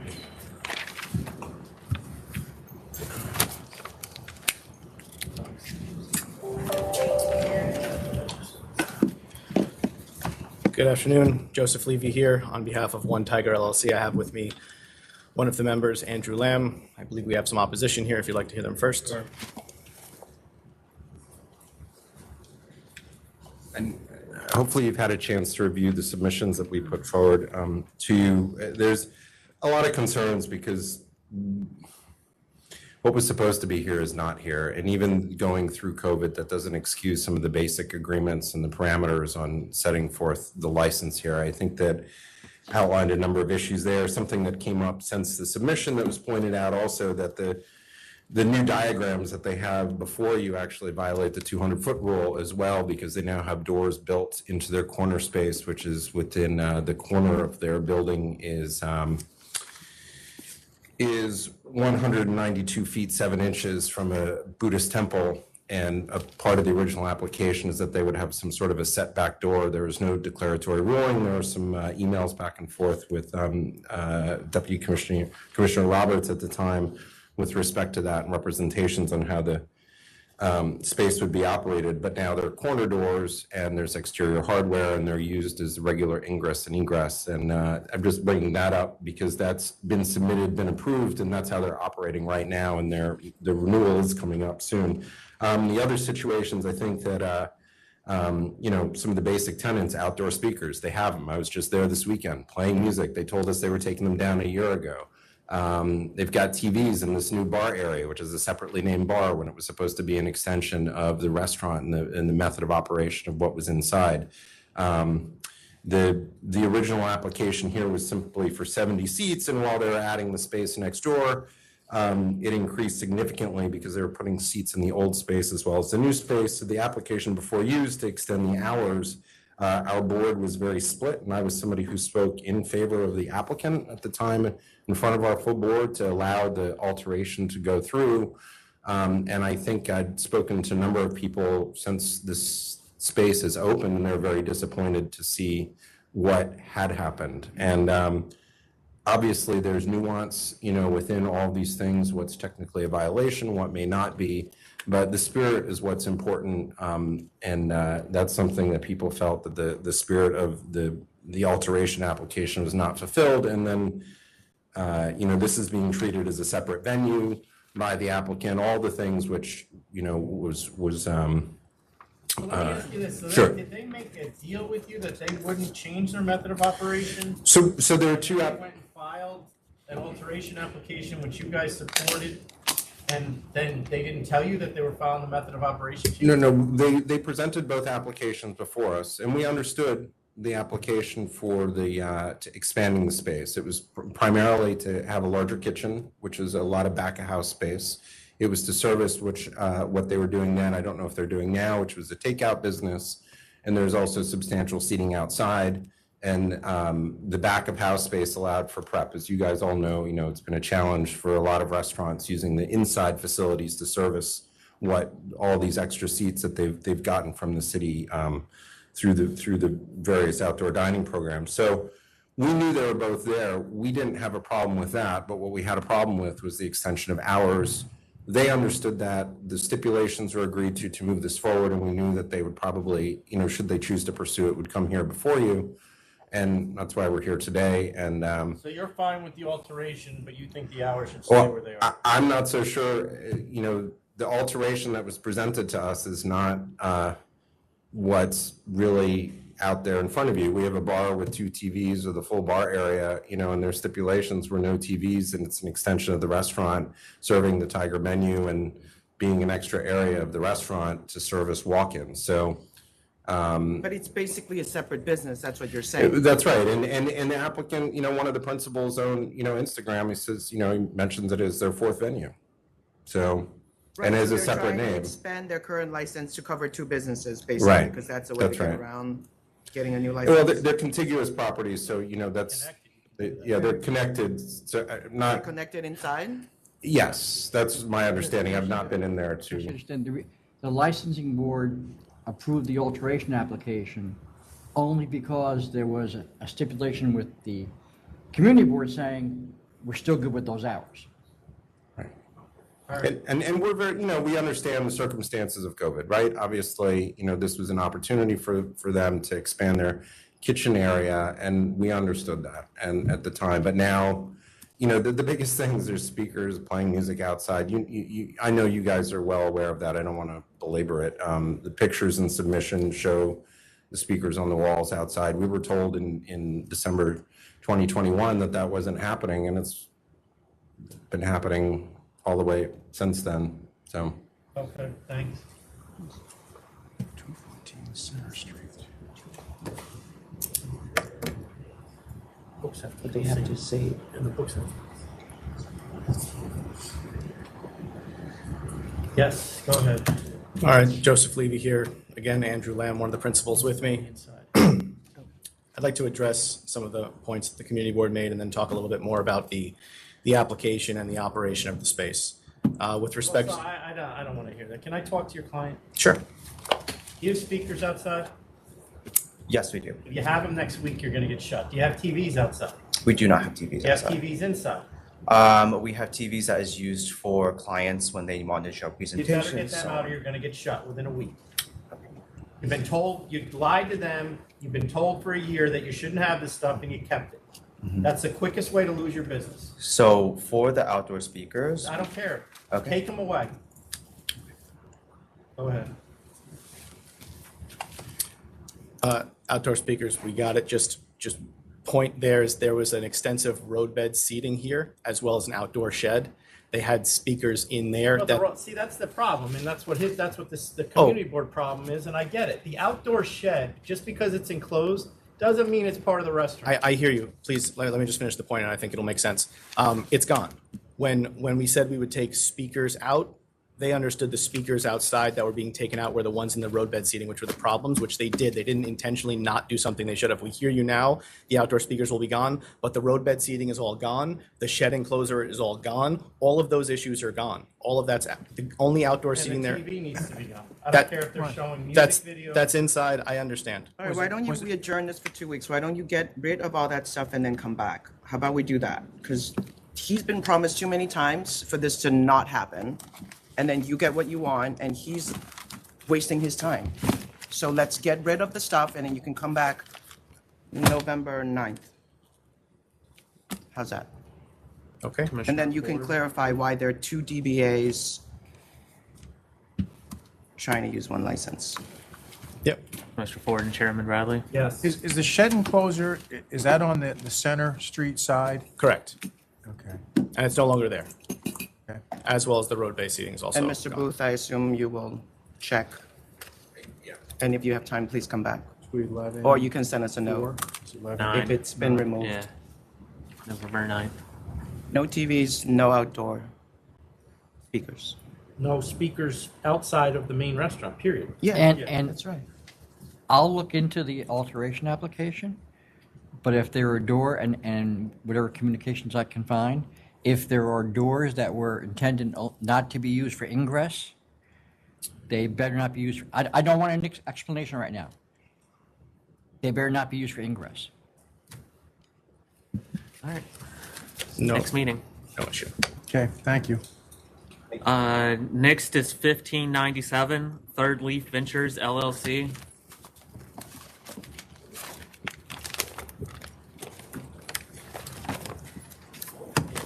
Hi there, Greg Rubin, owner and permittee. Greg, you're good with me. Yep, I'm gonna vote to approve. Thanks for waiting. Of course. Commissioner Ford? Sometimes it's good to wait till we've been beat up for a while, right? Right before lunch. Right before lunch. Well, lunch is a foregone conclusion is not going to happen. Yeah. I'll approve as well. Thank you. Chairman Bradley? Yeah, you approve. Okay, you're approved. Thank you. 1560 Cove Restaurant Corp.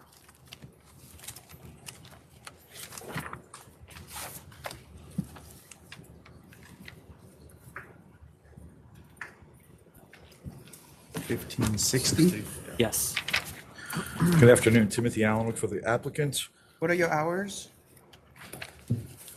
The hours are till 11 p.m. during the week and midnight on Friday and Saturday. You're gonna have all this music and no security? A complete restaurant altogether. There's no background music only. You got DJs, so it's gonna be light music, is that Yes, what you're yes, saying? sir. Okay. All right. Sure, fan. I'm going to vote to approve. No security principal to manage. DJ is allowed. No private events, no third-party promoters, no dancing. Midnight across the board. Commissioner Ford. I'll approve under the same stipulations. I'll approve under the same ones. Thank you. All right. Next is 1592 GV Cafe NY Inc.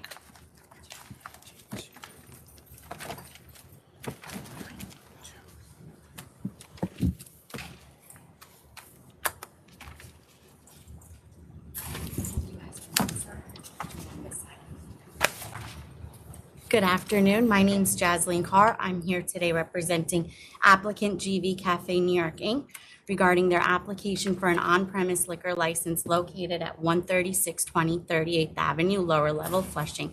I have here today my client, ZUQ, and his translator, Margaret Ling, and general manager, Kevin Lay. She will be translating today for my client. You may translate. Yeah. Okay. Okay. So, may I ask, is the applicant aware of the history of this place? I'd like to hear it on record that he is. Yes, the applicant is fully aware of the history of everything that has transpired. Meaning that people were killed. Yes. And the business is identical to what was there before. So our position is that it's a brand new management. There's no affiliation with the prior owner. I'm not implying there is. Okay, so as to that, the model has changed in the sense that there's 4 security guards now hired by a licensed company, Epic Security Corporation, who will be wearing police type uniforms. 1 security guard will be in the entrance. We'll be having a metal guard, you could say, and also be checking bags, which I was told prior, there was no security establishment that was there. There's 1 security guard at the rear of the exit, which is different. There's also 2 security guards who are gonna be roaming now in the halls. They also have a general manager. He has 14 years of experience, and he's gonna talk more about the plan of the business where it shows that it's completely different than prior. They have. The problem with the last business wasn't that they didn't have all that. It was that the people that they did have didn't care. There was drugs everywhere. They knew it. It was no secret that people were bringing ketamine in and cocaine in. There were people walking around with guns in, but they didn't care. That's the problem. Right, but I can speak a little bit on that. I was hired by Mr. Q here. I'm not the type of person to run a establishment like that, and I don't want to run an establishment like that simply because, I want the safety of my staff and myself. My future plan is to have a business of my own, and if I run a place like that, it's going to be on records, and I don't want that for myself. So I'm taking the risk, and I'm taking the opportunity here to not only help him, but to help myself in furthering my plans. So just that's for the record. I definitely Do you do that. run a place now? Right now, I am at a place. A karaoke place? Not at a karaoke place, but I have experience in catering and nightclubs and stuff like that. I'm at the Delancey right now. Okay. I'd also like to point So out. the question is, Sure. I'm sorry to interrupt you. No. The personal questionnaire stated the principal will manage a business, and the method of operation form states the principal will not manage and will hire a manager. Is that you? Yes, that is Kevin. Thank you. That answers that question. And also, I also like to point out that we're learning from the prior mistakes. This owner is learning what not to do. He's not going to do what was employed by the others. He's reviewing everything. He has this security in place. If they need more security, they're going to hire more security. Part of the Asian community, karaoke is huge. Mr. Q grew up doing karaoke. This is his dream. This is his. And I also know that that if this place doesn't open in Flushing, there's so many more there already that no one will miss it.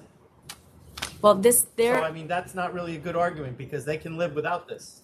Right, but this is a specific type of, they're trying to create a luxurious karaoke bar in this area, and based on his expertise as well as the general manager, their goal is to create a safe environment, not just for their customers, but also for their employees, also for themselves. I mean, their life would be in danger as well. It's not just their customers. This is something they want to do. They're learning from the mistakes. And honestly, he's fully aware that if he violates anything that is agreed upon, he will have consequences. He fully understands that. He shouldn't be penalized for the wrongdoings of the prior owner when this is a new owner who's trying to do the right thing from the beginning, do everything by the book from the beginning, open to criticism, open to suggestions, open to whatever the commissioners and the chairman would like to do as far as their operation or anything. But this is someone who's serious about this. Their reputation is on the line, and they understand what happened. They want to change the environment over there, and they want to create a safe environment for something that they love.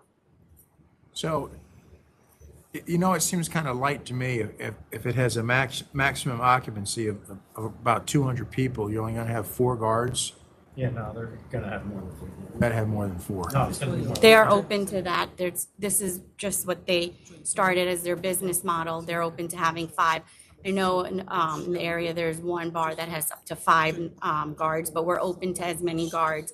This is something that is part of the business plan. That's part of the number one priority is the safety. And I know we have, security is huge that you want to make sure you want to implement as the general manager. So my main thing about security is that I want to make sure that everyone's bag is getting checked on their way in. I want to make sure that the drug use, I'm not going to say, I'm going to try my best to not get it in, but people get it in however they want. But my thing is that I want to make sure that never happened under my watch. If I'm there as a manager, I want to be responsible for the thing that's happening in my premise, and along as helping him understand that, listen, if you want to run a long-term business and not be closed within 6 months, then this is what you have to do, and that's all it is. And these security guards are licensed, where it's a company that they actually brought in, right? But I know prior they were just security guards, and these are being hired by a company who it's part of the business plan for them. And in terms of that security, I just want to add that we will add as many as needed to match with the capacity of the place. What's your surveillance situation? Where are cameras? So we have cameras pretty much everywhere except for in the room. They're crystal clear. We can't put them in the room, so we have them everywhere. Why can't you put them in the room? Well, simply because I want people to, when you go in there, they don't want to feel like their privacy is being violated, because these are... But that's the whole point. What I want. That's the whole point. They don't have any privacy. Right, they're in a public place. You can ask him Right. if he's available to that. We can Add securities, right? We're not trying to hide anything. We want to be workable with the board, and we want to be able to do what. That's the rooms are where a lot of that activity that we have concerns about took place and could happen again. Right, but now the prevention is bringing it even into the building with the new plan that they have in place. They have the metal wand, they're checking purses, they're also checking IDs from the actual inception, because they're using a special program to do it, Token Works ID Visitor Smart Plus, which reads it better than the other one. So they're trying to prevent it at the inception of even coming into the door versus, okay, what's happening in the room? No, we're stopping it from the beginning. And that's really major concern. Safety is huge for them. All right. Sir, a small question. Have you had experience working in a karaoke environment like that? Like in an environment like that, yes, but not in terms of a general manager. My main experience is nightlife, nightclubs, bar, restaurant. Nightclubs you work at? So I work at the Delancey. I work at right now I'm at the Delancey, which is we have a 3rd floor there. And then I worked at one in, well, it's not a nightclub, but it was a restaurant lounge. It's called the One in the Hotel. And then I also work events like the U.S. Open and stuff like that. So I learned from experience how they treat people and how they do things to keep people safe and their staff as well. So I believe that my experience would translate really well onto this place. And I believe I can do a good job. Okay, you ready? Ford? Yes. Okay, Donald. Commissioner Fan. I'm gonna vote to approve with recorded and karaoke music, no private events, no promoters. I'm gonna let Chairman decide how many security guards, but 4 a.m. across the board. Commissioner Ford. I'll approve under the same conditions, but I'm gonna say you gotta have at least 8 guards. Okay. Chairman Bradley. Approve under the same conditions. Good luck. Thank you very much. Thank you so much. We really appreciate it. Welcome. Have a good day. Next is 1573 Sahadi Spirits LLC.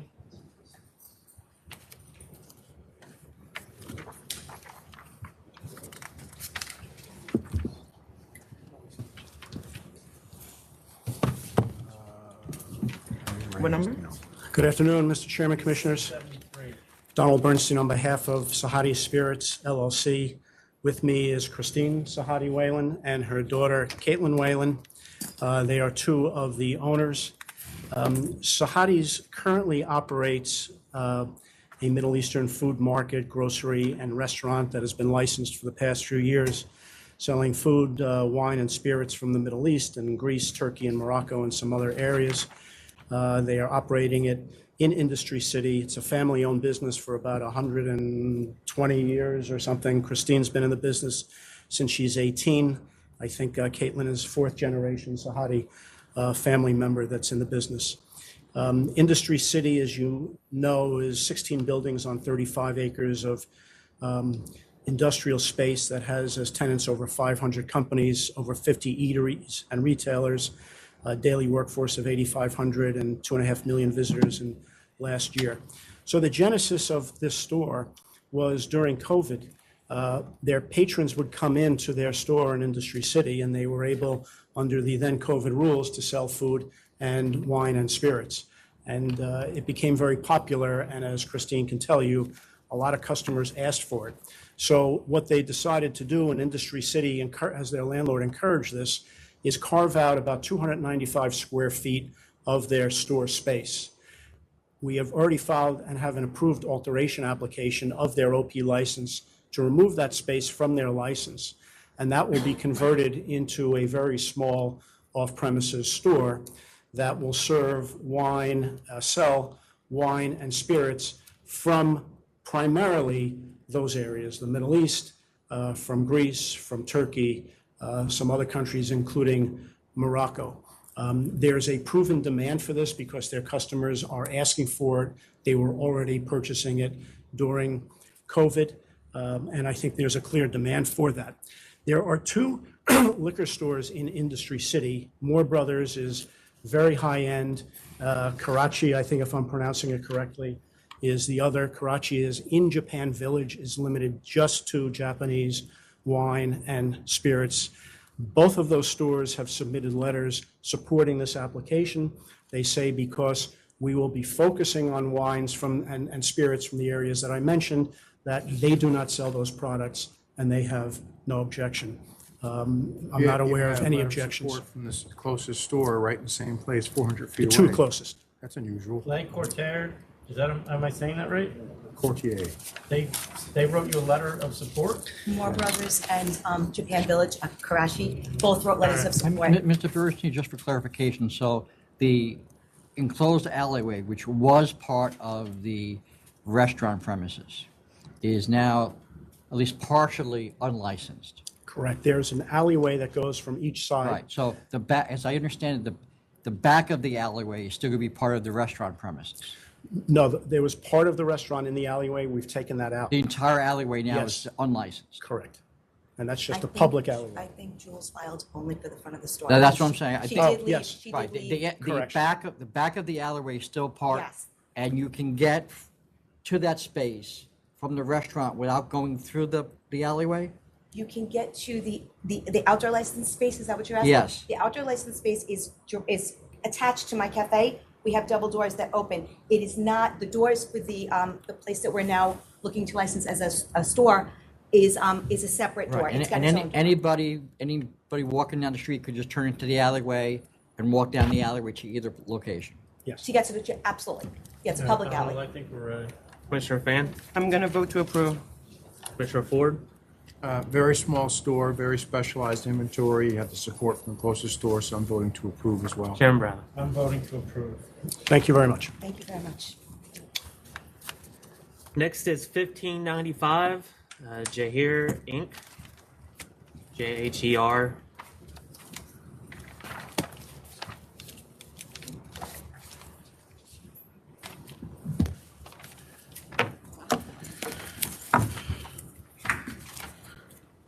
Timothy Allenwick for the licensee.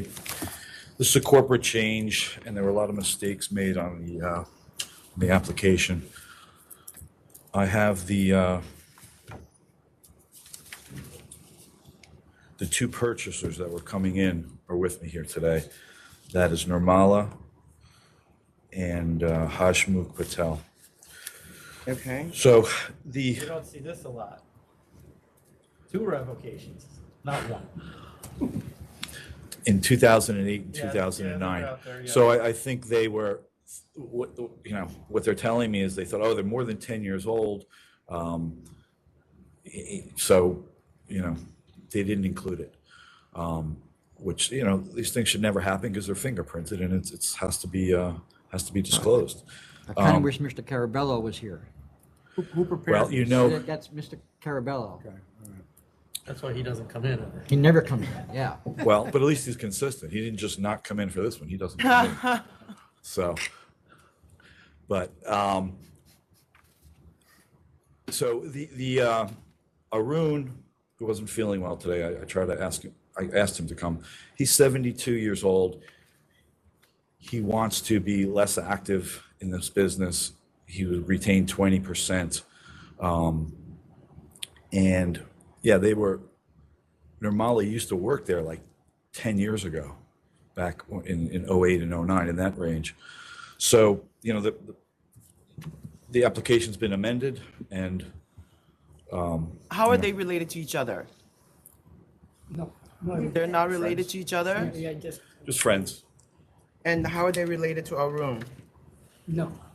No one is related to Friends Arun also. either. No Just one's family? business No family? Okay. Business. Also just friends. Okay. Okay.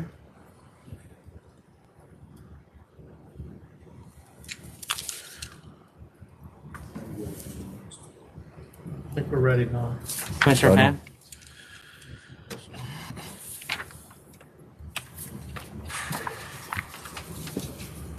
I'm not sure what's going on, but Oh, what the hell? they seem honest to me, so I'm gonna They're vote nice to people. approve. But Except for leaving the stuff out of the Yeah. application. Except for the part where they lied. Yeah, But- it's been going in.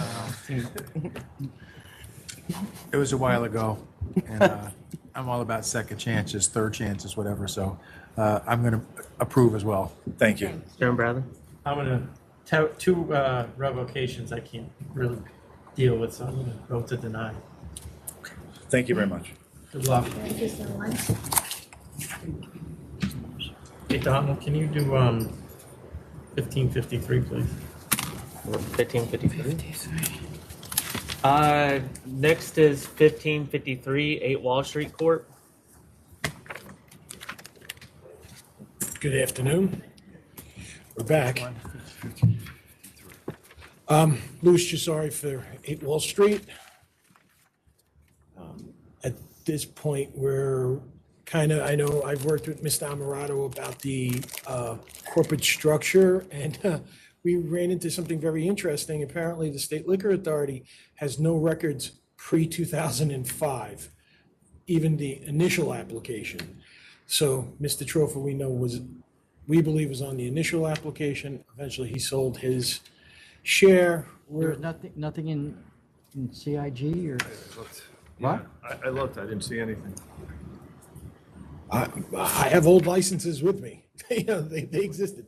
Place has been there since 1983. No, I don't, we kept renewing it, so we must have been. Right. So at this point, with Mr. Trofa, he's not on the license. There is a buyout agreement that happened several years ago. At this point, after speaking with General Counsel, we're asking for your guidance how you'd like us to deal with Mr. Trofa. We're just gonna go forward, then. Well, isn't it the same thing? Don't they have to fix the corporate change first, or you? Well, I mean, you have to have, you have a corporation now. we've always had a corporation. The corporation's never ended. No, but he's on it now. Trofa is still on the corporation? No, he's not on the. He's not on the corporation. He's not on anything. It's just. Just Mr. Palladino. It's gonna go forward from that. There. As So far as the. We'll just, so deal with the case. So what about the back patio? Okay, so at that point, we have an agreement I did hand up last time. I do have, I think I have another copy of it. Everything has been submitted to permitted from the town. It does have a prior existing use. The town gave them that, so they don't have to go to the zoning board since it's been there since the 80s. The only thing Mr. Palladino had to do was get it, the proper COs. But the town allows him to use it, but not the bar. So he can have people out there, but he can't use the bar, which I find unusual. They can still drink out there, but. They can still drink out there. That's why we didn't put the license for that area in safekeeping, because if somebody comes from the inside bar, they can sit out there. They just can't purchase from that bar. There's an issue with the plumbing. There's apparently an issue with the plumbing. They wanted to make sure it drained properly into the, the town system and not just dumping it in the backyard, which it is. So all that stuff's been submitted. We're waiting for the town to issue the proper permits and certificate of occupancies and to allow use of the bar. A lot of complaints are about loud music. Yeah. What's up? So what's up with the DJ? Okay, so there's no DJ. There's jukebox. I know Mr. Amarado had a conversation about that, and I personally went there on a Friday night late to see, because we've all been here before where clients say one thing and they're doing something else. I've personally seen there is no DJ there. As far as outside goes, my client understands what occurred. He's now friends with the people who actually live in the building, not the building owner, but the people who are renting from it. So they seem to have a good relationship, but there will be no music besides background music past 11 o'clock, which is town ordinance. But at this point, it really, that space has just got a light on it right now in case somebody wants to come outside with a drink.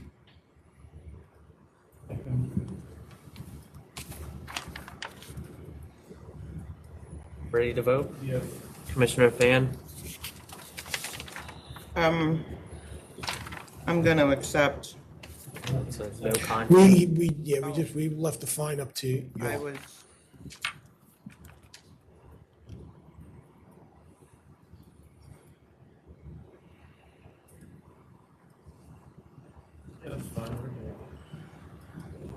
All right, I'm gonna set the fine at 20,000. Please, no DJs, and please clear out the backyard by 11. It's very unusual that in this case, I'm getting a lot of complaints from the community members. Commissioner 20,000? Yeah. I'll take that as well. And Chairman Bradley? I'll accept as well. 20,000, yes. All right, thank you very much. Thank you. Next is 1589. Was Dan Olin with you? 1589. Yes. Where'd he go? He had to run out. He had an appointment. We didn't expect that 29-person restaurant to take an hour and a half. He literally ran out just as the last people were stepping Tell up. him I said hello. Absolutely, Chairman. AUBIRAMSA, New York, 1 LLC. They didn't show up? I signed in because I was here. Our issue just. Wait, hold on 1 second. Sure. What number is this? 1589. Okay, go ahead. We're in support, obviously. We'd just like to remind the applicant, no speakers outside blasting the music, pointing the speakers out the doors, the whole For which one? Well, they're not here. This is a so- tied house case that but it's an ice cream shop in the meatpacking district, and they've been having music outside. And, You have an agreement, but they're not following it. again, right, that's right. And the outdoor music obviously is. Actually, that's under the temporary, they haven't been following it, right? So Okay, we'll I'm, adjourn I'm, this till yeah, I just signed up since it was on here, so. And we have a written submission just pointing out that fact, so. Yeah, you don't have to come back. All right, thank you. Speakers outside, how many speakers? They're not permanently mounted. It's the situation where they Bring put it the out. speaker out, point it out the door. Yeah, no, I get it. Mr. Ford, you okay with that? 211-9. 11-9. Thank you for your time today. Thank you. Next is 1580, ANZUELO, FINO, CORP.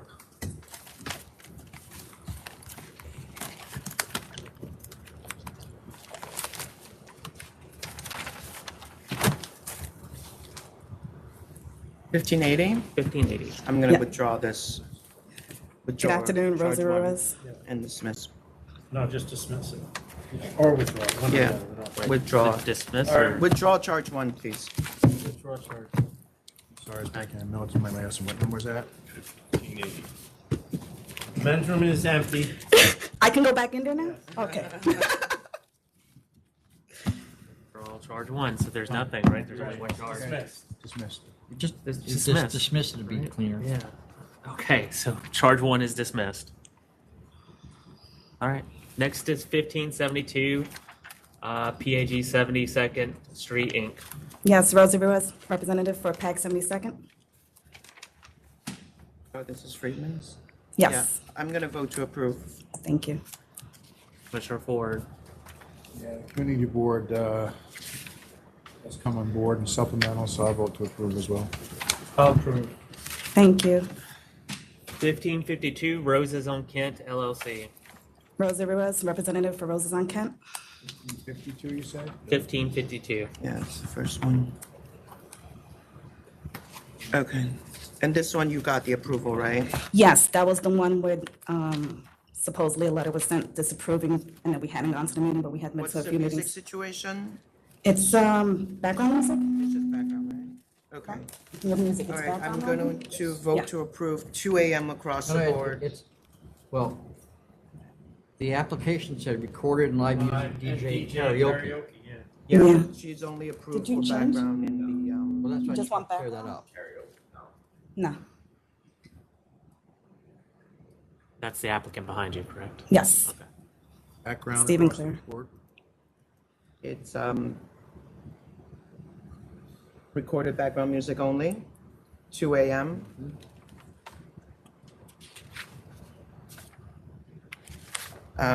No third-party promoters, no private events.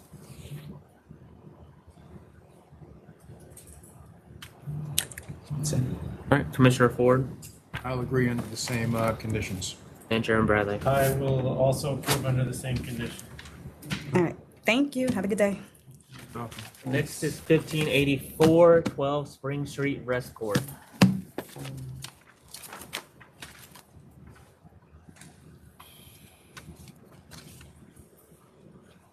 Good afternoon, Frank Palillo for the licensee.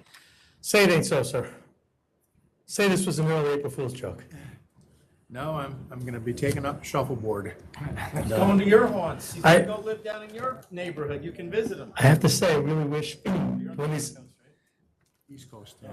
I really wish these announcements could be made when I'm here, so that I might have some input. If I come in later, Yeah, the meeting starts at 10. I heard that, sir. I mean, you're not even close. I have heard that. I was telling Do they Don have how food now? we ended a meeting once, and then Mr. Palillo showed up. Oh, that's happened. That's absolutely happened. I was on a committee until 10:30 last night, live. Do you guys have food now? Yes. I personally don't think this is an unauthorized alteration. We replaced windows with windows. But the offer is the offer. And that's because we're the neighborhood you're in. The Upper West Side, it probably isn't. It's not a substantial alteration to replace windows. All right, I'll accept. I'll accept too. It's been quiet since what, January? Nothing else, Counselor? I'll accept 7,000. All right. Please serve food. 1569 District, LLC. Oh, this is too high, guys, for signs. Signs. Summary suspension. Well, there was a suspension a couple of years ago, yes. That's something I want to talk about in this case and the next one. What was the failure to conform? He had a manager there. When I do an application with a client, the proposed method of operation is he's not going to hire a manager. 2,000. Commissioner Ford? 2,000. Thank you. 1583, Pico de Gallo, Inc. Same argument with the, no argument. No argument. Oh, I was going to withdraw number 2. I think we want to send this one back to council. Yeah, we'll send this back to counsel's office. May I ask why? Yeah, charge number 2 was withdrawn. They were not supposed to have security guards. Correct. I'm going to file an application to add them. I know, so why not just, I'll accept the failure to conform today. Can we just add a charge? You're replacing a charge, right? Can we swap them like that? If I consent to it. Yes. So they charge 2 failure to conform. It isn't that easy because you Could need be. a new document just so that somebody looking at the record knows what the heck happened. All right, then we're just gonna I mean- dismiss 2 and take the 1,500. Forget, I'm not gonna, that's a lot of work for you guys, it's not worth it. And I am going to file a method of operation You're change. required to file a method of operation change. Miss number 2. Accept. Commissioner, you're okay with that? Yes, I'm okay with it. Commissioner Ford? Thinking of you, Mike. Thank you. And Donald. And Donald, sorry. Thank you, folks. Because if you did that, instead of him doing the work, it would be secretary's office doing the work. Okay. So, all right. Do this. Jonathan, no one else is here, correct? Correct. All right. 1554, it's a new on-premises wine application for Brett Yeager and Corey Yeager. I mean, this is a, I was okay with it. I am too, but So they're then not that here. the Meister Should we is just the hold it mystery over and report. ask them to come No, in? this is, Just give it to yeah, them? I'll approve. Okay. I'll vote to approve. Make the hours. Midnight. Recorded background music only.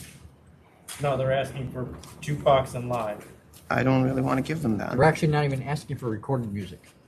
Okay, give them recorded, that's good. I would just give recorded. And then back- make the hours. Recorded background music only, midnight across the board. I'll approve under the same conditions. Same here. 1555 is an offer of 1,000. Do they serve food now? Except 1,000. But is White Castle cheeseburgers enough to satisfy clients? I mean, It meets the guidance we told people. Yeah, it does. Okay. Certainly. I mean, we may the be eating food that requirement after, on this end. but they're not licensed. So. all right, we're good. 1556 is an offer of 5,000. I'm gonna counter at 10,000. Commissioner Ford? Oh, this one. Is it hot in here? Or is this? Yes, it's hot. Burning up. It is. I've been dying. Counter 10, I'll go with that as well. 10,000. 1561 is an offer of 4,000. I'll accept 4,000. Accept. 1562 is a new package store application. A&G Liquor Inc. Yeah, that's. Yeah, and they had a license canceled. We can't give this. Hold over. Are we Or- sure that there were 2 protests? Nobody showed up on this thing? No, unless they're all late. You wanna All hold right, hold over? it over once and re-notify everybody. 10-9, 11-9, sorry. Mr. Ford, you're okay with that? 2, 11, no. Yep. 1563 is an offer of letter of warning. Accept. Accept. Accept, no history. 1564 is an offer of 6,000. 6,000. Accept. Accept. 1568 is an offer of 1,500. I'm gonna counter at 3,000. 3,000. Commissioner Ford? 3,000. 1570 is a new on-premises liquor application. No, for Alito Restaurant 15, 2. which one, what number? 1570, this was 9 p.m. It's weird. He already was on at 10. I don't want to make this guy come back. We can, Okay, I'm gonna vote to approve then. you can make the hour. Oh, I will make it 10 PM. Recorded in jukebox music and 10 PM and a full-time manager. Commissioner Ford. I'll approve under the same conditions, yes. 1574 is a no contest. Cancel on bond. Oh, because it's surrender. All right, cancel and bond. Cancel and bond, yes. 1575 is an offer of 1500. 1500. 1500. I think it's kind of low, but it's been 4 years, so I'll accept. 1576 is an offer of 2000. 2000. 2000. 2000 accept. 1577 is an offer of 1500. 1500. 1500 accept. Accept. 1582 is an offer of 1500. 1500. 1500 accept. Accept. 1585 is an offer of 3500. 3500. Accept. 15. Hang on a second, I'm sorry. 1585. Yes. All remediated, I'll accept. 1586 is an offer of 1500. Yeah, but we need to check again whether this place is open to the public. Should I accept it? They should Yeah. also do a class change. Accept, and then Mike, can you email Joe and have them send somebody over there? Commissioner Ford. Accept. 1587 is an offer of 6000. 1587. Shouldn't, back to Accept. 1586, shouldn't they have to do like a class change or something like that if they want to just be catering? I mean, Yes. Well, she's saying she's not, so let's just see how it goes. I think she's saying she's, That's the next she's step. gonna try to be, she's gonna open instead. all right, okay, all right. You're the next step. 15, all right. That's a year from now. When we then say you didn't do it.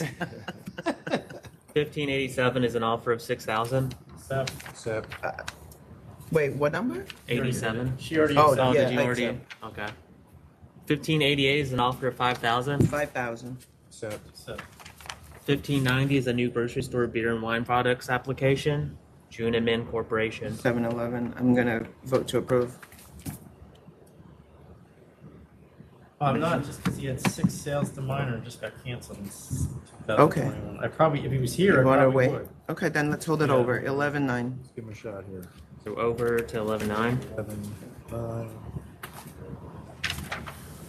Okay. up here. 1596 is a package store removal application. I'm okay with it. I'll approve. 1596.